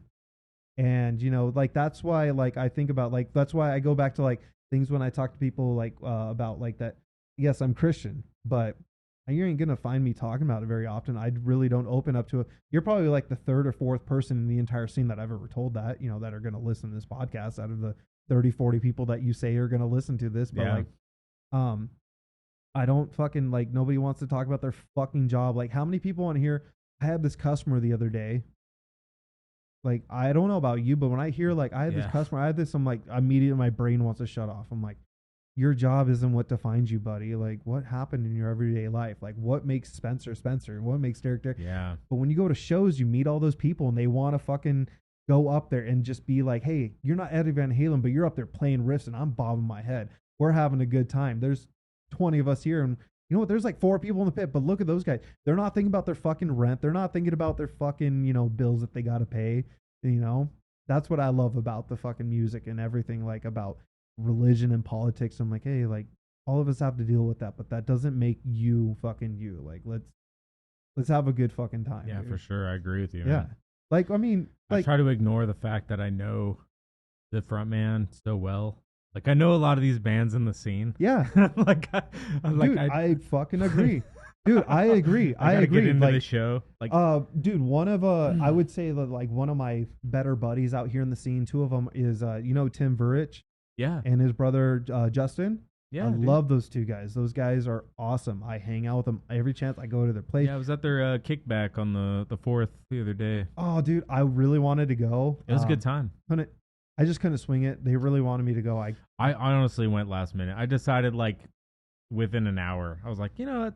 I might as well go. I talked to them about when they were like putting that together. They were like, oh yeah, we're going to do this. You want to come? I'm like, I'd love to. I got to see. But I love kicking with those dudes. But it's like when I see them go up on stage for Born of Ash, I'm fucking right up there. Just hell yeah, dude. Like, hell yeah, dude. Like just up there, and like Tim's up there playing, and you know, Justin's up there fucking banging on the bass and shit. I'm like, dude, like I don't care. Like I know you guys as homies. Like I know, like outside of this, we go and we're like, there's like 4 of us, and it's like us, and we're just drinking beers in your backyard in the patio. But right now, you're on stage, and I'm the audience member, and you're playing your show, and I'm enjoying it. You know, at that house show, he was using an amp from the Black Dahlia murder. I do know that. I don't know if I'm allowed to talk about that though. I got a video of Tim talking about it. Like I got him and his buddy Rob from Michigan, from Detroit. The one who helped get it. Who helped get it. Dude, that is I got an an interview with them on video talking about it. And they said it was cool. Like, and like I got an interview about the whole story and everything, yes. and I got the whole video, and then I sent it to Black Dahlia Murder, and I was like, hey, can I use this? Yeah. And literally like 2 or 3 days ago, they text me back. Yeah. They reached it back out to me, and they said like, yeah, that's totally cool. You can use it. Oh man. And it's like, oh fuck yeah, dude. That's so like I'm gonna put together a little highlight reel of that story. And dude. I've got a video where they were playing at that house show, and I zoomed in on the signature on the amp. And then I zoomed out to Tim playing it, and like I'm gonna get that fucking video, and like I'm gonna piece it all together, and like make it cool. And dude, when he told me that, it lit my world up. Like, dude. I felt so happy for him. And Tim's like, hey man, like we were drinking, so we were all drunk, and he's like, let me tell you something. He's telling me, I'm like, are you serious? And then his buddy who's there from Michigan is like, yeah. So we went into Tim's room, and they're showing me, and they signed it. Yeah, and they dude, I got like, oh my god, the signatures are in the video. I started like watering, and I was like, oh my god, dude. I could imagine what that feels like, is like being in your shoes. I was like, I feel it off of you. Your energy is like making me feel emotional. Like, this is amazing, man. Dude, it was one of the coolest videos I've done so far. I was like, can I take a picture of it? They're like, just don't post it. I'm like, I'm not going to post it. I just want to take a picture of it because that's like, well, I got confirmation that I can use this video now, so dude, I'm definitely gonna fucking use it. Dude, how the story about how like they reached out to them about they're selling their gear, and he's like, hey, my buddy, blah, blah, blah. We're not gonna turn around and sell it for profit. He legitimately would be a person that takes care of this. This is a piece of metal history, and I strongly believe that it's a piece of history, dude. Hell yeah, it's fucking amazing. I'm surprised. Like, I'm happy that you know about that, and you fucking did post that. Dude. I don't know if you're gonna post it as like, how long was that interview? Is it like? It's a couple minutes, maybe like 2 minutes, and then I have like some footage of him playing with it. I don't think he's gonna play with it for much more, but like that was his fucking birthday party, dude. That was his birthday show, so he hooked up that amp. Wasn't it like 3 people's birthday that night? It was like him. Yeah, and like, it was a few. Dakota. What I'm saying is that like it was Tim's birthday present. It was his fucking like relic that he acquired. So it's like he fucking plugged it in, and he wanted to use it for that show. So I got the video of that and everything. And dude, it's just so powerful. How fucking epic is that, dude? Man, I'm so glad I got this footage. Like, I want to put that out as like a fucking piece of history. Especially after Trevor, passing and everything, and the way that the band's like moving on to the next stage. The fact that they, like, what drives me crazy is that like they used that because his amp was fucked up. His amp was fucked up. Like for that memorial show for Trevor. So they used that amp as a backup for that show. And he was there and heard it. He heard that show on that amp. He made it up there. Yeah, he flew up there for that show. Detroit on that show. And like he got to use it again for this house show on his birthday. And like, dude, all of those facts lining up. The fact that I got to be in that room, we were both in that room, and they're playing, and I'm feeling the fucking sound waves hitting me from that legendary amp. Like, those live with you. So cool. I don't care what anybody else says. Like, a lot of people that might not make a lot of sense too. But like guys like me and you and him, and that we're all in that room that understand. Dude, anybody that. who's a fan of Black Dahlia will get it. Oh yeah, dude, they are a staple in metal music. I mean, how many bands nowadays are emulating even a portion of like their style? Please, please keep going. Yeah, keep emulating it because holy fuck, Black Dahlia's style is amazing. Yeah, they're like they're like technical. They didn't really fit into like, they weren't deathcore. They weren't like, they were just metal. They're death metal. They're for death sure. metal, yeah. But it's like the melodies were so important. Like the fact that it's more melody driven than rhythm is why I like it. Like it's way more melodic than it is rhythm. It's there's no chugging. As you're Black talking Dahlia, to me, I'm like hearing riffs in my head of like, everything went black, and everything. And yeah, like, dude. I hear like Death Mask Divine. That's like my favorite song. It like, makes me super happy that fuck. like I got a chance to see him a lot. I've seen him a lot of times. I got to see their Nocturnal tenure. Where they played front to back their entire. I was there. Were Van you? Buren. Yeah. Yeah, I was there. No, I saw that. No, that was like 2000. No, you were in California, huh? I was in California. I was at the Van Buren show, but it was the same tour. Yeah, I saw him at the Grove in Anaheim. They played Nocturnal all the way through, and they filled in with some other songs, and they played Dude. Death Mask Divine. And Yeah. oh my God, You know what's it was cool about fucking that show? insane, dude. That Actually, was it was Nightbringers. They played Nightbringers all the way through. That was but a wild they played show, some dude. songs from Nocturnal. So what's cool is like so I have that show mixed up with the show that I was talking about earlier with like Power Glove. Yeah, yeah. It was at the Grove at Anaheim, and I don't know if you ever listened to Oceano.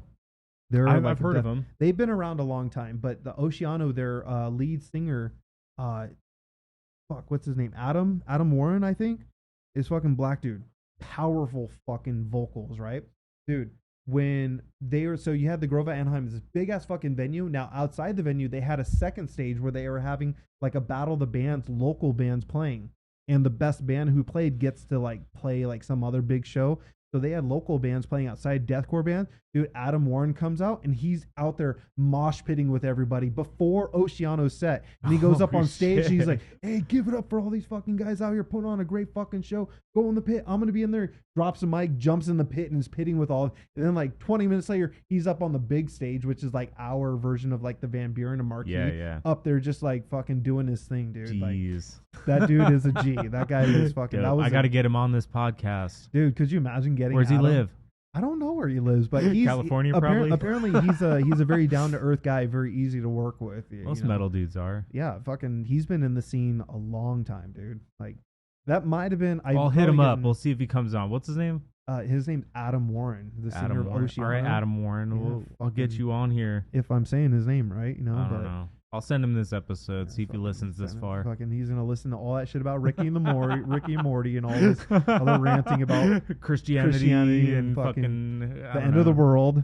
You know, end of the world. The fucking solar flare coming. We'll see. Hopefully, I can get it to him before the solar flare. That might make just like life easier. You know, like never have to pay bills again.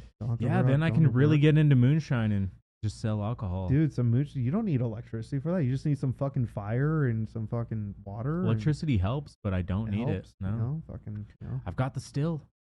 Yeah, I'm working on it now, man. Dude, I fucking be. Me and my dad are honing the craft. Yeah. I mean, no, we're not. It's a joke.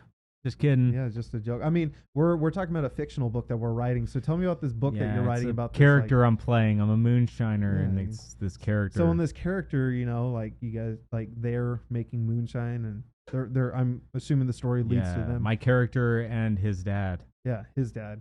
Yeah. Anyways, we'll get into that later if you want. What, dude? Fucking let's do it. You might, we might have to go for episode 2 then, because I feel like there's a lot of other interesting shit we could be talking about too. Like, yeah, we'll get into some other shit for beer, sure. Cigars, moonshine. Fucking you smoke cigars? Music. Occasionally. I wish that I knew more about them. I like smoking them. I don't know much about them though. But I could teach you a little bit. I don't know a whole bunch, but I've got my favorite brands. I like to smoke. I got really into it when I was in the Navy. I just got into whiskey and cigars. Well, like I went with a buddy of mine that I work with. Him and his friends, they like to go to cigar lounges every once in a while. I was like, I'll fucking Magnum go with you. I don't know. Like fucking. Whatever. There's this place down by Arrowhead that they like to go to. Arrowhead Mall area, like Bell and like 75th Avenue. And I was like, let's go. And they serve beer there and everything. And the guy's like, how do you want me to cut your cigar? I'm like, I don't fucking know. Like they have different cuts that they do. Just do straight. I'm like, straight cut. Fucking like, just like do whatever. And he's like, okay. But the cigar I was smoking, it was like lined with something where I could taste it on my lips. The sugar? I don't know. They dipped the tip in suger. Fucking, it tasted good. It's sweet, right? Yeah, it was fucking. And I had an IPA there, and I had. Do you remember what cigar it was? I don't think it was acid. So like an Isla del Sol or something. I have had some fancy ass cigars. My aunt, she works for a company where they do all kinds of. She's like a high up HR rep or something, but they're part of their company is they have this. They're in Vegas. They have this high end liquor store / like cigar lounge thing, and she got me like some cigars are like $30-$40 a pop. Is it the Caesar? Yeah, in the Caesar? I have pictures of it on my phone somewhere, and I'll have to like try to find it. I think it's the. But they were like square shaped, and they had a really fancy thing, and it was like a dark cigar, and it was like fucking super long, but it was really fucking good. But it was like you got to take your time on this thing. Yeah. She's like, yeah, it's like a $35-$40 cigar. Jesus. Yeah, man. it was really fucking nice. But she's like, oh, here, I got you. Man. Like we walked in there because she's like high up HR, so everyone like fucking was like, yes, ma'am. Yeah. Like, fucking, and I'm there and she's like, what do you want? I'm like, I don't know. And like, we're getting all this expensive alcohol and everything. Fuck yeah, dude. Because it's Vegas and they're like, their company is all along doing like high end stuff. And they have a restaurant that's opening. It's going to be like a restaurant / like club thing opening up in one of the neighborhoods. And this neighborhood's kind of a richer area. I would compare it to like Paradise Valley out here. Okay. It's kind of like there. So that's rich. Yeah, fucking dude. All right, fucking $5 million houses. The only thing I'm gonna say is like with my job, I don't do house calls anymore. But for a while there, I was doing like going to people's houses, and I hated going to Paradise Valley. Most people were very nice. Some people were just like, you fucking plebe. They obviously look down on you. But like, dude, I'm disgusted with going down there because you realize how many obscenely rich people there are just here in Phoenix alone. I worked in pool electric, right? Yeah. So I built new pools, construction pools. I also did remodels on older pools. Yeah.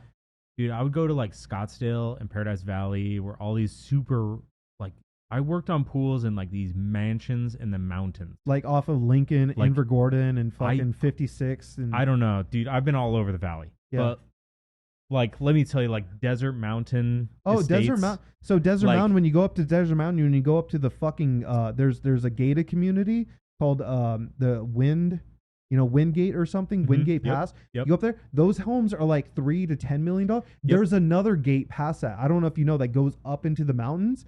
Those homes, I'm sure I've been up there, dude. Are like $20 million. I've been to some homes that blew my fucking mind. Like it could have been Will fucking Smith. I don't know, dude. But you know what sucks? You go up there, that's not their only house. No, that's like it's their winter home. That's their winter home house. because it's Arizona. Yeah. Like they only come here for those 4 months where there's snow on their regular mansion. Yeah. Like, and they don't want to shovel the driveway, Yes. So it's like I've worked on these houses and it is incredible, dude. It has made me realize how much of a peasant I really am. You know what it makes me realize? I started getting pissed off because at first I used to go there. I'm like, wow, this is like... I never got pissed. No, I started getting pissed because I'm like, another rich person. Cool. How much money you got? Let me tell... And all of them want to tell you about how much money they have. All of them want to tell you about their life story and everything. I never really saw the owners a lot. Oh, I used to have to work because it was like low voltage and shit. And like, yeah, I worked on the pool. So it's like usually when the house is being built, and it usually takes like fucking 3 years to build these houses. Most of them are very nice, though. I will say most of them are very nice, but they're nice, but they don't care. They don't give a fuck about you. They live a very different life than everybody else. Their reality is much different. Like you think about, you wake up and you live in this place.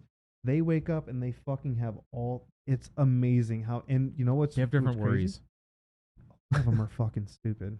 I'm gonna say that a lot of them are dumb. Like they don't. You don't have to be smart. They don't. It's clear because a lot of them are like they come to you with issues that are like you don't understand. You can just they hire people to do the smart things. Yes, dude, it is wild how.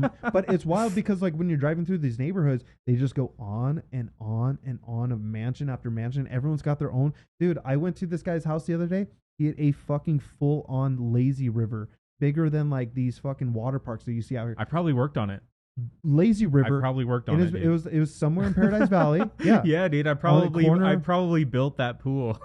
Yeah, probably. Well, if you worked on this guy's house, he had like 13 car garage and he has this like full on like lazy river in his backyard, dude. Yeah, I've worked on several lazy rivers. I worked on this one. This guy had I think it was 6 3-horsepower motors on the lazy river, so it would be rapids. Yeah. On purpose. Yeah. He wanted it to whip through the backyard and launch you out the other side. Oh, dude. And like, that's what he built. And there was like a rope swing on the end of it too. So like there's a big metal arm that came out over the pool and a rope that came down. So you could like swing out and jump into this 10-foot deep side. Like, dude, the 10-foot deep pools, they look scary when there's no water in them. Oh, dude. Like, all right. This rich guy sounds like a cool fucking guy. Like, there's a lot of cool rich guys. There are. Like, dude, well, like, a lot of fucking rock stars live out here. Fucking, like, rich, like, fucking people are in sports and shit, sports play. Yeah, like hockey. I did this hockey player. He was in a Coyotes player. Yeah. I never met him. I didn't see him at all. But, like, I worked on his house and we had to do this. It was like a pool. And usually we do like a pool and there's like a spa combo where it's like a waterfall that goes in the pool. Yeah. No, this guy wanted a pool and then a spa that was literally like you open the sliding door from the master bedroom and you step down into the spa. Oh, so it was like right outside the door. So it made it really awkward to wire this thing up because it was like next to the house, which is like really uncommon, dude. Yeah. And it was like kind of breaking code a little bit, but kind of like, let's just fucking get it done and kind of make it work. Yeah. And dude, some people do some crazy shit with their pools. But the cool thing about that industry is like it's all luxury items. Yeah. So even if you do meet the homeowner, they're just happy you're there, putting in their toy. They're just like, yes, this toy is going to be so cool. Like, it's going to be awesome. Like, thank you for building this for me. You know, like it's not like a utility where it's like, this is necessary. You got to fucking get it done. Well, okay, so I'll say like the super rich people are very nice, and then even the rich people who live in like regular Scottsdale, like North Scottsdale, Scottsdale's the best. You know, the worst place is South Scottsdale. Scottsdale, the people who have a Scottsdale address, and they're not they're fucking. They're just barely millionaires. They're not even millionaires. Fucking. They have $1 million. Dude, barely. Apparently. But like most of them are fucking nice, dude. Like, dude, like some of the nicest people I've met. This one dude, he was a ex-football player for like the Texans. He was a lineman. Yeah. Big ass fucking black dude, super cool. And he was just like, hey man, like I just want my Xbox to work in that fucking room over there. I'm like, no problem.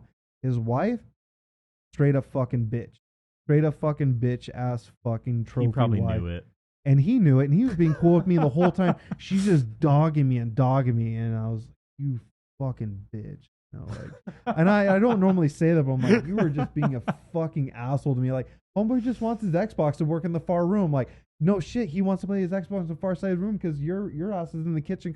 He wants to be far away from you as possible, bitch. Like, fucking, like, I hate to say it that way, but like, he doesn't want to be around you. He met her in high school. Yeah, he fucking met her in like college and shit, and like fucking, he went and made his millions of dollars and retired, and he's like, I'm gonna play my Xbox over here. You stay over there, fucking cook or something. I don't know. Deal with the kids.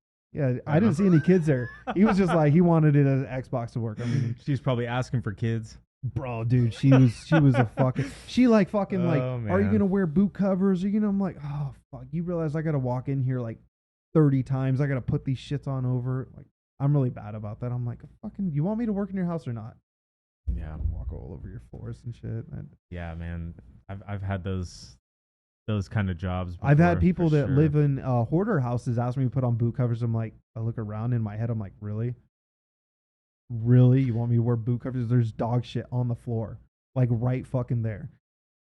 I'm serious, dude. Yeah, I believe it. Have you walked into people's houses where they have fucking buckets of like, I've had to like, oh, I'm going to go get my tools because I walk in the house and I'm like, dude, it smells rancid. And there's buckets of like filth.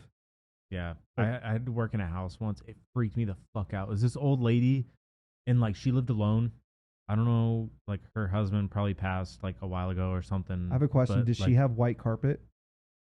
I don't remember what color the carpet was. The house was like totally immaculate. Oh, it was clean. Oh no, I was going somewhere else with that. We had to go and like pull. She wanted like an outlet on the outside of the wall, but we had to pull it from the inside outlet. Fuck. So we had to go inside, and I had to open up the box to make the connection, right?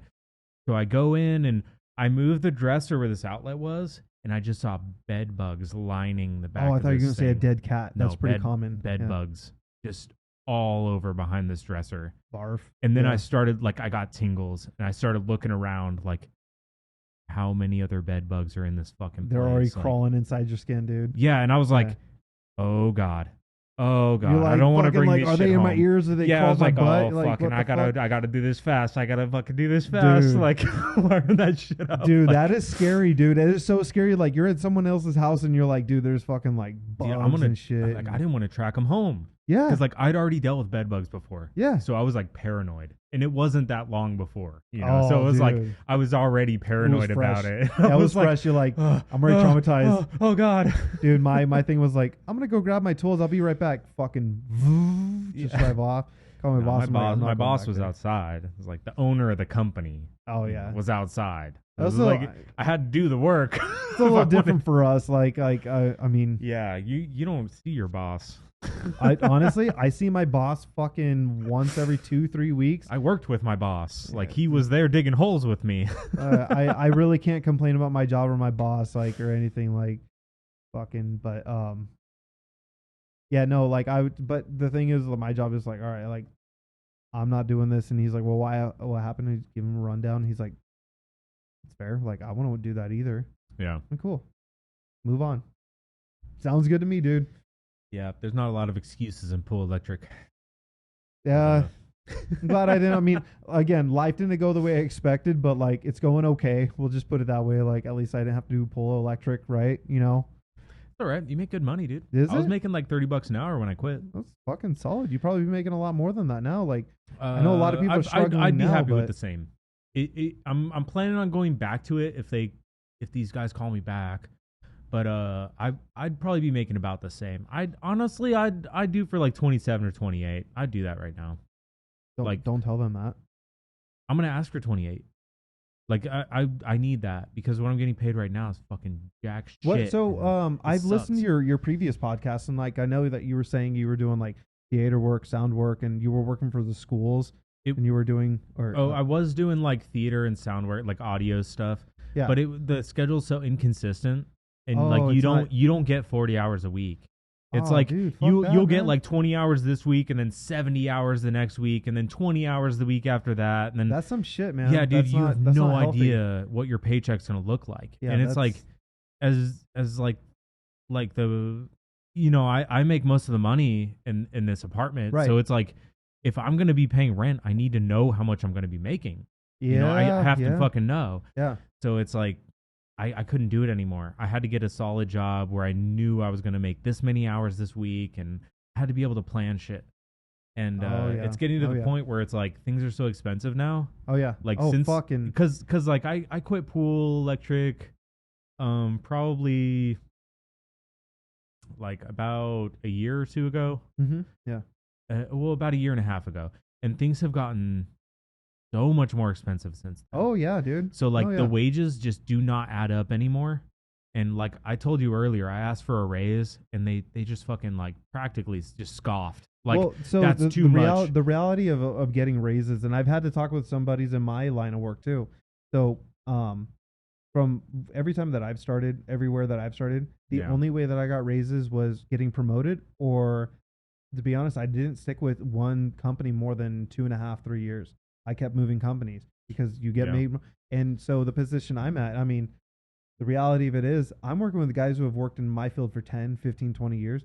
I'm almost making as much as them because I came in at a later time than them, and I moved up quickly, and the pay scales changed so much that I'm in the same bracket as them now. And they're making maybe a couple dollars more an hour than me, $1, $1.50, $2. I'm like, dude, all right, you put in like 15, 16 years of this. I've been at this for 4 years, 3 years. The final straw for me was learning that there are people who have been in this industry less than I have. That's a and perfect making example. more. That's why. And so like I need to leave. The only way that you can make more money is you need to move. So like that's like kind of like I haven't really been thinking about that now, but like it's something in the back of my mind. Like, hey, if I want to make more money, I'll have to move up. Which luckily I'm in a company that there's a lot of opportunity to go in this. Sure. Sure. But most people, you gotta look into a new company, and a lot of people don't like that. That's why because a lot of people don't like change. We're humans. We like to be comfortable. We're creatures of emotion. We're fucking, we like to. Well, I'm thinking about getting back into like live audio. Have you? And, so like, what would you want to do in live audio exactly? Well, thinking that I'm going to I'm sure you don't want to just be a wire monkey wiring everything up. You want to be like the guy. I don't mind that if I'm making the good money. If you're making good money, I don't care what I'm doing. Like I really don't care what the work is, as long as I'm making a good amount of money doing it. Like I haven't found a good job that like pays me what I want, So what would you want to do in live audio? I mean, I don't mind being like the A2 who fucking goes and hooks up all the mics and wires all the speakers and does all that shit and, fucking flies the rig and whatever. Yeah.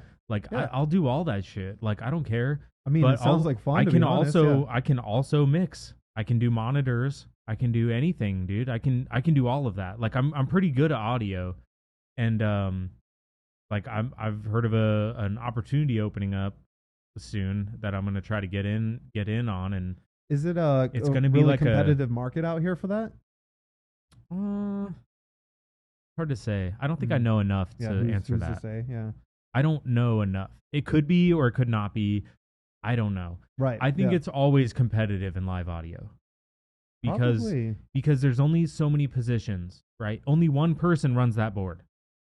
There's a lot of people who know audio. You can go learn audio on YouTube. You can go on YouTube and learn all you need to know about running a board at a live show. Yeah, I mean, you can know all of it, but in a real life experience, when you got a live band there and you're the guy who knows it, are you gonna crack under pressure, or are you gonna have like your sound down? Are you good at your sound checks? That's person to person. Yeah. That's just up to you. But I mean, like, can you convince the person hiring you that you do know?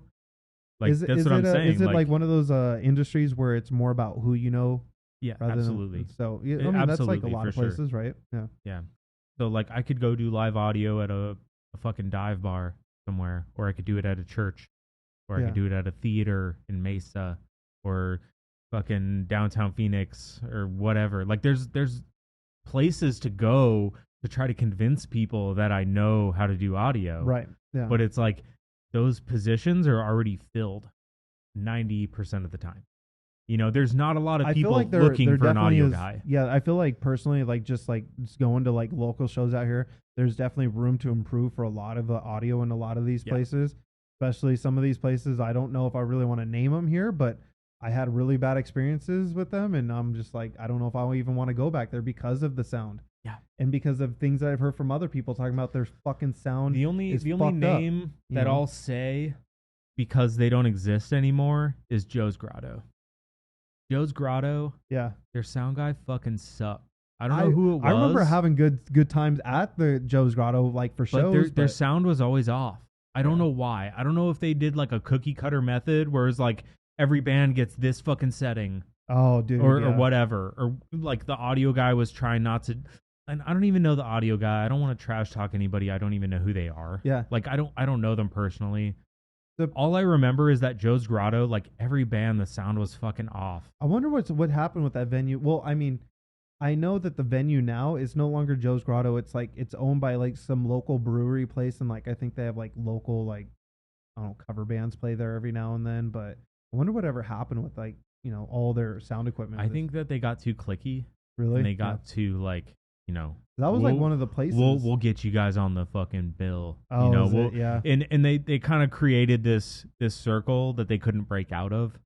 And then like everyone knew each other, and then they started to kind of become like isolated, and then it was just all regulars pretty much. Yeah. Well, and I think that they were going out of business, and like I think that they used COVID as an excuse to say, oh, we went out of business because of COVID. Yeah, I think it was before that. I think they were kind of going downhill before COVID happened. Like Club Red and shit. Like I wish that shit was. COVID definitely killed Club Red. Fucking, I feel so bad about that. They were on the edge for a while. They were. God, they had such a good venue, such a good system going. Dude, I have a funny story about what I witnessed at Club Red this one time. Yeah, go for it. All right. I need to take another break. Go for it. We'll stop. We'll come back with that story about Club Red. I actually have a pretty cool story. All right, so you got a cool story about Club Red, huh? Yeah. So one of my last times I was at Club Red, me and my brother Chris went, and I don't actually remember the bands that were playing. I don't think I actually knew them. It was like a reunion for. They were like a big local band apparently, but they played like a mix. It was like kind of like a hardcore show. And I really don't remember what I was doing there, but I just remember it was like a local show. So we're having a good time, we're drinking and everything. And throughout the show, I noticed there was this really drunk dude who looked way out of place because everyone there at metal shows wearing like black clothing, yeah, sure, fucking vest and shit. This guy's wearing like a fucking Abercrombie and Finch, like fucking blue, like polo. He's wearing flip flops and like he looked like he was like set up for the beach. And I'm like, oh, and he was drunk off of his ass, dude. He was chain smokers. Dude, something. Yeah, fucking. Yeah. And dude, he was there and he was hammered because you could see him like, like bouncing around and shit. Like, and so me and my brother are like looking like, oh, look at this guy. He's fucked up. Well, it was the last band's playing and everyone's getting crazy. They're like a mosh pit. And I don't know if you remember at Club Red, like on the side where you walk down to the pit area, there's like rails. Yeah. Well, he was there on the inside of the pit area and he was fucking like, I guess he decided like relax and like he was leaning on the rails, but he was like facing the wall and looking at the band this way. So he's like this, but he's like leaning and he's like leaning really far back. And like, oh, dude, look at this guy. He's going to fucking fall. Well, granted, he's in his flip flops, right? He leans on the rail so much. He's drunk as shit and he fucking flips and does like a full like right over. Dude, he's just like, woo, you know? And fucking when he goes over, his foot goes and hits the concrete hard as fuck, dude. He's just boom and hits it. And then he gets up and everyone's like, oh, fuck, is this guy okay? And we're like, oh shit, dude, that guy ate shit. And then he comes walking by and everyone's moving out of the way. Dude, as he's walking, there's a trail of blood behind him. And I'm like, oh, what? And he goes and stands by my brother. And my brother, Chris, is like, looks at him. His big toe is like this. It's like sideways. It's like broken. And you can see the bone coming out of his fucking toe, dude. His big toe is just like bent, like fucking cracked open and there's blood. And then my brother, and the guy's like nervously like laughing and he still has his beer in his hand. He's like, and my brother's like, dude, you fucked up your foot, man. Look at your foot. And the guy's like, yeah, it's pretty cool. And my brother's like, no, look at your fucking foot, dude. And the guy's like, yeah. And the guy ended up walking out. Like, you so leave. Yeah, dude, he like left and everyone was like, oh, dude, that guy fucked himself up. So we go outside and like we're out there drinking beer and shit. And the guy's like leaning up against the chain link fence and he's like laying there. And like the cops and the paramedics are talking and he's sitting there with his toe and it's just like, and like literally just blood. And like the bone was weird because it looked like it was snow white. Like it was crazy how, like, dude. And I was like, that's oh man, that guy's gonna nuts, dude. That guy's gonna have a rough morning, man. Yeah, it's Sad Dad Fest. I was jumping in the mosh pit like a little bit, and then like me and Fabio were standing there, and he's like, and this guy behind us was like fucking on his knees, like bent over, like, oh god, like he couldn't move, and like I guess in the mosh pit he hyperextended his knee, and it just fucking tore something in his knee. He like broke his knee. Shit. He couldn't walk. Like he had to have people help him out of the venue. And was it anybody that you know? I didn't know him at all, but this dude was like, he looked like he was pushing 300 pounds. Like, yeah, he was huge, you know. And it's like, man, did he have a vest on?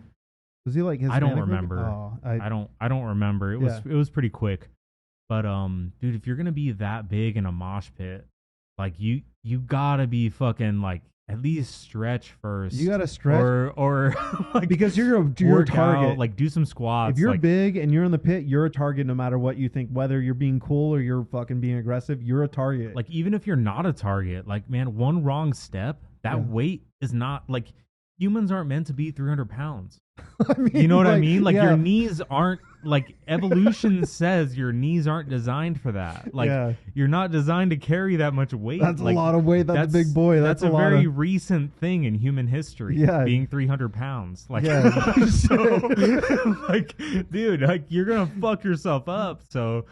Man, those heavy dudes need to watch out in the mosh pit, dude. I'm like surprised. It's like usually with like local shows, especially Sad Dad, like you'll have some like pits, but I don't know like what that dude was doing. Maybe maybe like, he was just fucking running too fast and his knees gave out. Maybe on him. he just ate too much for the past 3 years. Fucking like, maybe dude.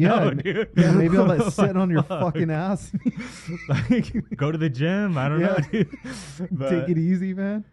I don't know, man. So that was my story from Sad Dad. I was like, fuck, that sucks, man. I felt bad for the dude, but like, man, you're that big. You gotta know you're out of shape. It's almost like feeling bad for people on that show, like My 600-Pound Life. You're like, oh man, I feel bad for this fat fuck, but like, I don't watch that show. I mean, I've never watched, but I know about it. But I'm like, I can't watch that show because I don't know if I can feel. I feel more disappointed than sad.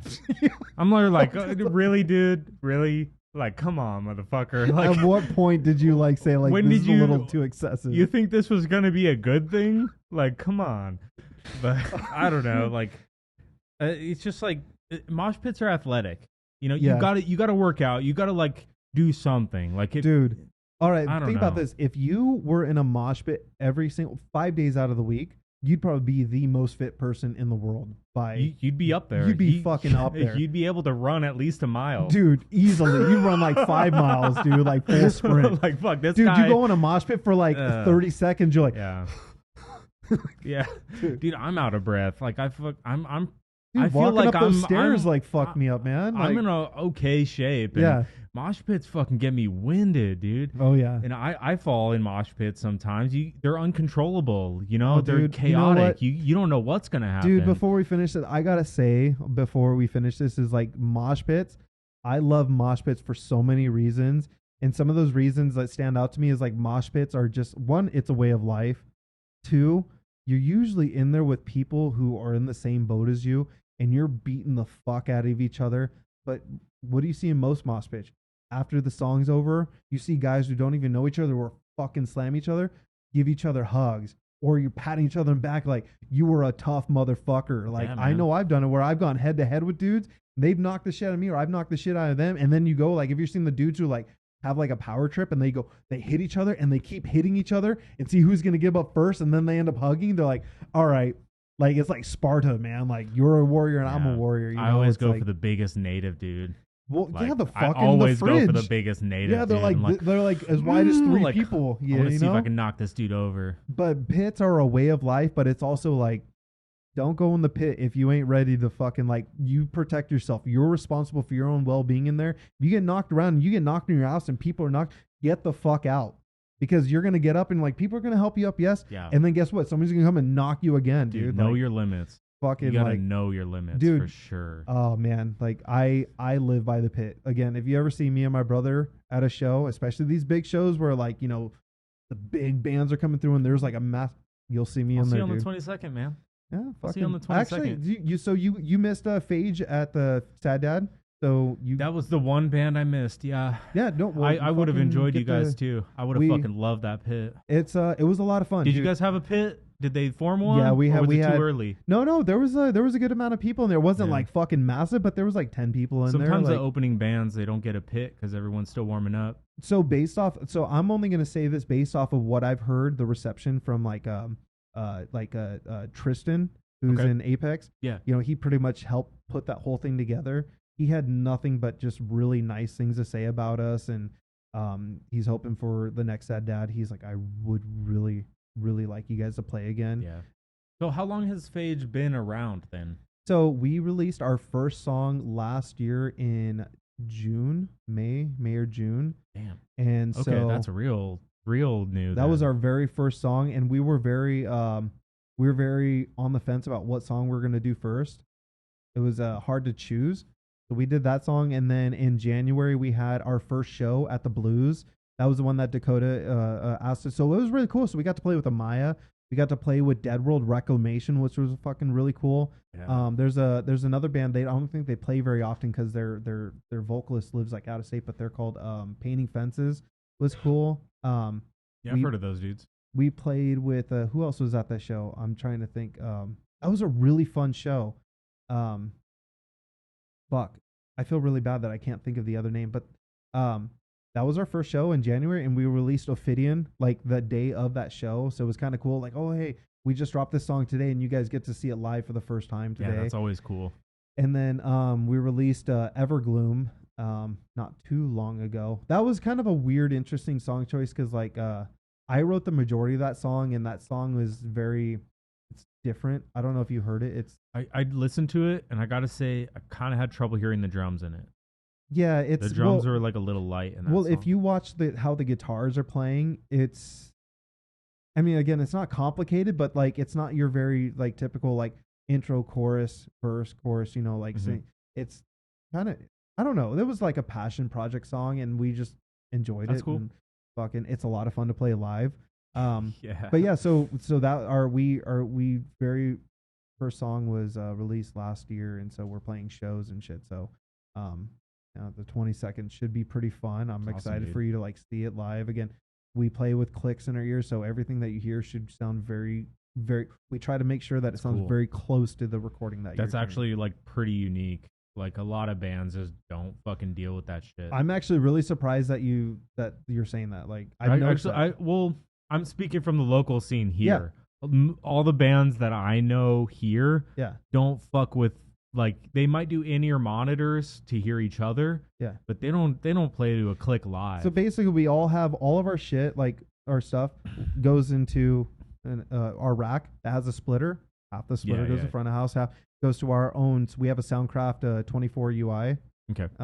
And we each have our, and what's cool about that interface is you just pull it up on your phone. Each of us have our own phone, so I can go and fuck with my own mix simultaneously while anyone else is doing it. So if I'm playing a show, I'm like, hey, I'm kind of like, I'm low, or like fucking boop, boop, boop. So that's really cool. So we invested some money in it. And so you don't need a monitor at all. Like, you don't need a monitor engineer. and so what's cool is like if we play a venue that has like shitty PA or shitty like whatever, we've got live drums. Me and my guitar player, like, I have a live cab on stage. I'll fucking turn that shit up. We had that happen at our last show. Mm-hmm. We had catastrophic failures with the front of house at the fucking Blues. You know, I'm gonna say it on here because I'm like, hey, like, do better. Like, come on, we were there. The sound lady quit after us. I don't know if anyone knows that. She fucking quit. They had to bring another sound person for the rest of the bands that night. It was bad. Damn. I should put in an application. I'm serious. It was bad. I'm only going to say it because that was my personal experience, and me being a band that's playing there, I'm technically like a customer to them. And now it's like, I don't know if I want to play there. Probably YouTubed her education. But it's nice because like we run like a hybrid rig, so we can so it's cool when we play. We've got clicks in our ears, but we make sure we separate that. We've got the clicks and backings plus everything else in our ears, and then backings and everything goes to the crowd. Yeah. So cool, man. I wish you were there for the set only so I could ask you, like, no, tell me, like, how was the actual sound? I always listen for that. So when I do hear you guys live, like, I will be like brutally honest as far as like, because what I hear. The bad things that you tell us is only going to make us better. They're the most helpful. Yeah. They're the most helpful. And I was like trying to help out the other bands that night too, like Tarot Blood, that played at Sad Dad. Mm-hmm. I had the drummer on here. Yeah, I listened to his podcast. Yeah. And he I gave him feedback as far as like how it sounded and everything, like. And you know, I don't tell the bands like, oh, this was great, and this sounded great, and this sounded awesome. Well, that's cool. It's like, yeah, that was the point. You know, that's what we were trying to do. I got it. You know, they want to hear what didn't sound perfect. Was I sloppy as a guitar player? Were the drums off? Like, I'm gonna try to tell you how to get better. Mm-hmm. Like, did I enjoy it? Absolutely. What was my stage presence I like? always enjoy live metal. Yeah. Live metal sounds great. Like, I don't care what genre it is. It's usually pretty cool when it's live. Yeah. Like, unless it's some prog stuff, some of that stuff gets kind of light and weird. I want to know, like, jazz metal is how weird. Did the playing sound? Did we sound sloppy? Yeah. Like, outside of the sound, like, sometimes the sound we can't do anything about because honestly, like, it's hard to tell if a guitar player is sloppy. I know, it's hard because it's so loud. It's just a wall of sound. Like, yeah, it's like I mostly hear the mix of the sound. A thing that everyone can agree on, if you're fucking deaf, you can see what the stage presence is like. I think I personally think stage presence is a big thing, and it's something I'm trying to improve on. So what do you mean as far as like, what am I doing on stage? Am I fucking just standing there playing guitar like am I just bobbing my head, or am I moving around like? Okay. You know? Well, I can pay attention to that because there's some bands that go over the top and they do too much on stage. And you're like, all right, dude, just play your fucking guitar. If they do too much, it's still, even if they suck musically, it might be fun, dude. Like, that might be their thing. Yeah, it could be, but then sometimes it's like, all right, I see you swinging your guitar around the same way every song. Like, let's fucking, come on. Yeah. Like, you're not really trying. You're just doing the act. Yeah. You know, like, sometimes it's obvious. But, yeah. You know, so I'll look for that in Phage, and I'll try to give you some feedback. Yeah. As far as whatever, like, my opinion is. However you value my opinion, but because at the end of the day, like, who knows who's going to be at the shows? Who knows who's going to end up picking up on the stuff? You know, it might be somebody who's never heard of us and like, hey, these guys are cool because they sounded good, or hey, these guys look like they were having fun on stage, or you know, yeah, like I Dude, I've never heard of Celestial Exile before they played at Sad Dad. Oh no shit. Yeah. And when I saw them play, I was like, cool. Yeah. oh fuck, dude. I went up and talked to those dudes. I was like, I got to get you on an episode. I like looked them up. I put them on Spotify. They're pretty popular for their because the native scene. Yeah. Yeah. For the music they play, they're really popular. Yeah. And I fucking love that hard, super heavy, fucking fast death metal. Like that's my shit. Yeah. That's my shit, man. Black Dahlia is one of my favorite bands. So that should tell you enough right there. Dude. But none of their songs are slow. Like oh no, they're like their energy throughout their whole set. The only slow song I can think of is like from maybe Ritual, like on Stirring Seas of Salted Blood.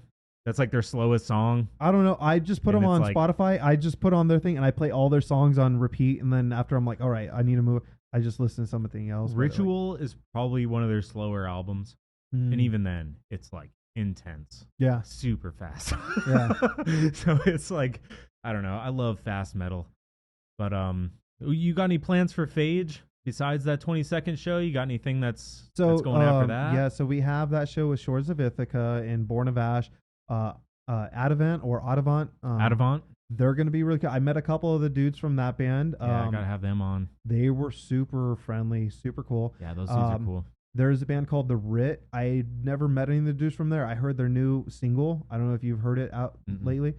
It starts off really cool. It's got some very cool soaring guitar leads in there, and they're almost like a grungy, hardcore, rock band. They're kind of cool. Like I imagine something like along the veins of like something that's modern mixed with like Alice in Chains or something of that sort. Okay, pretty cool. I'll check them out. But they're playing. I don't know a whole lot about them, so hopefully I get to meet them and going to see a lot of their music. And then we do have a show. There's a new promoter that I know of. I think the guy, they're called Native Heavy. I don't know if you've heard of him. I've seen the name. Native Heavy, and I think the guy, from what I can gather from social media, he's in a band called Alliance. And they're native too. Yeah, I got some stickers from those dudes. I've heard of them. I haven't actually listened to music, but super nice guy. And he asked us to play a show. So it's on a Tuesday night. So it's gonna be, kind of a hard night to fill, but it's gonna be a Tuesday night at a venue I've never played at or heard of called the Trunk Space. It's somewhere in Tempe. I went to the Trunk Space. Yeah, it's like a DIY I went there spot. once. It's not in Tempe. It's in Phoenix. Oh, is it downtown Phoenix? Okay. It's like this old church.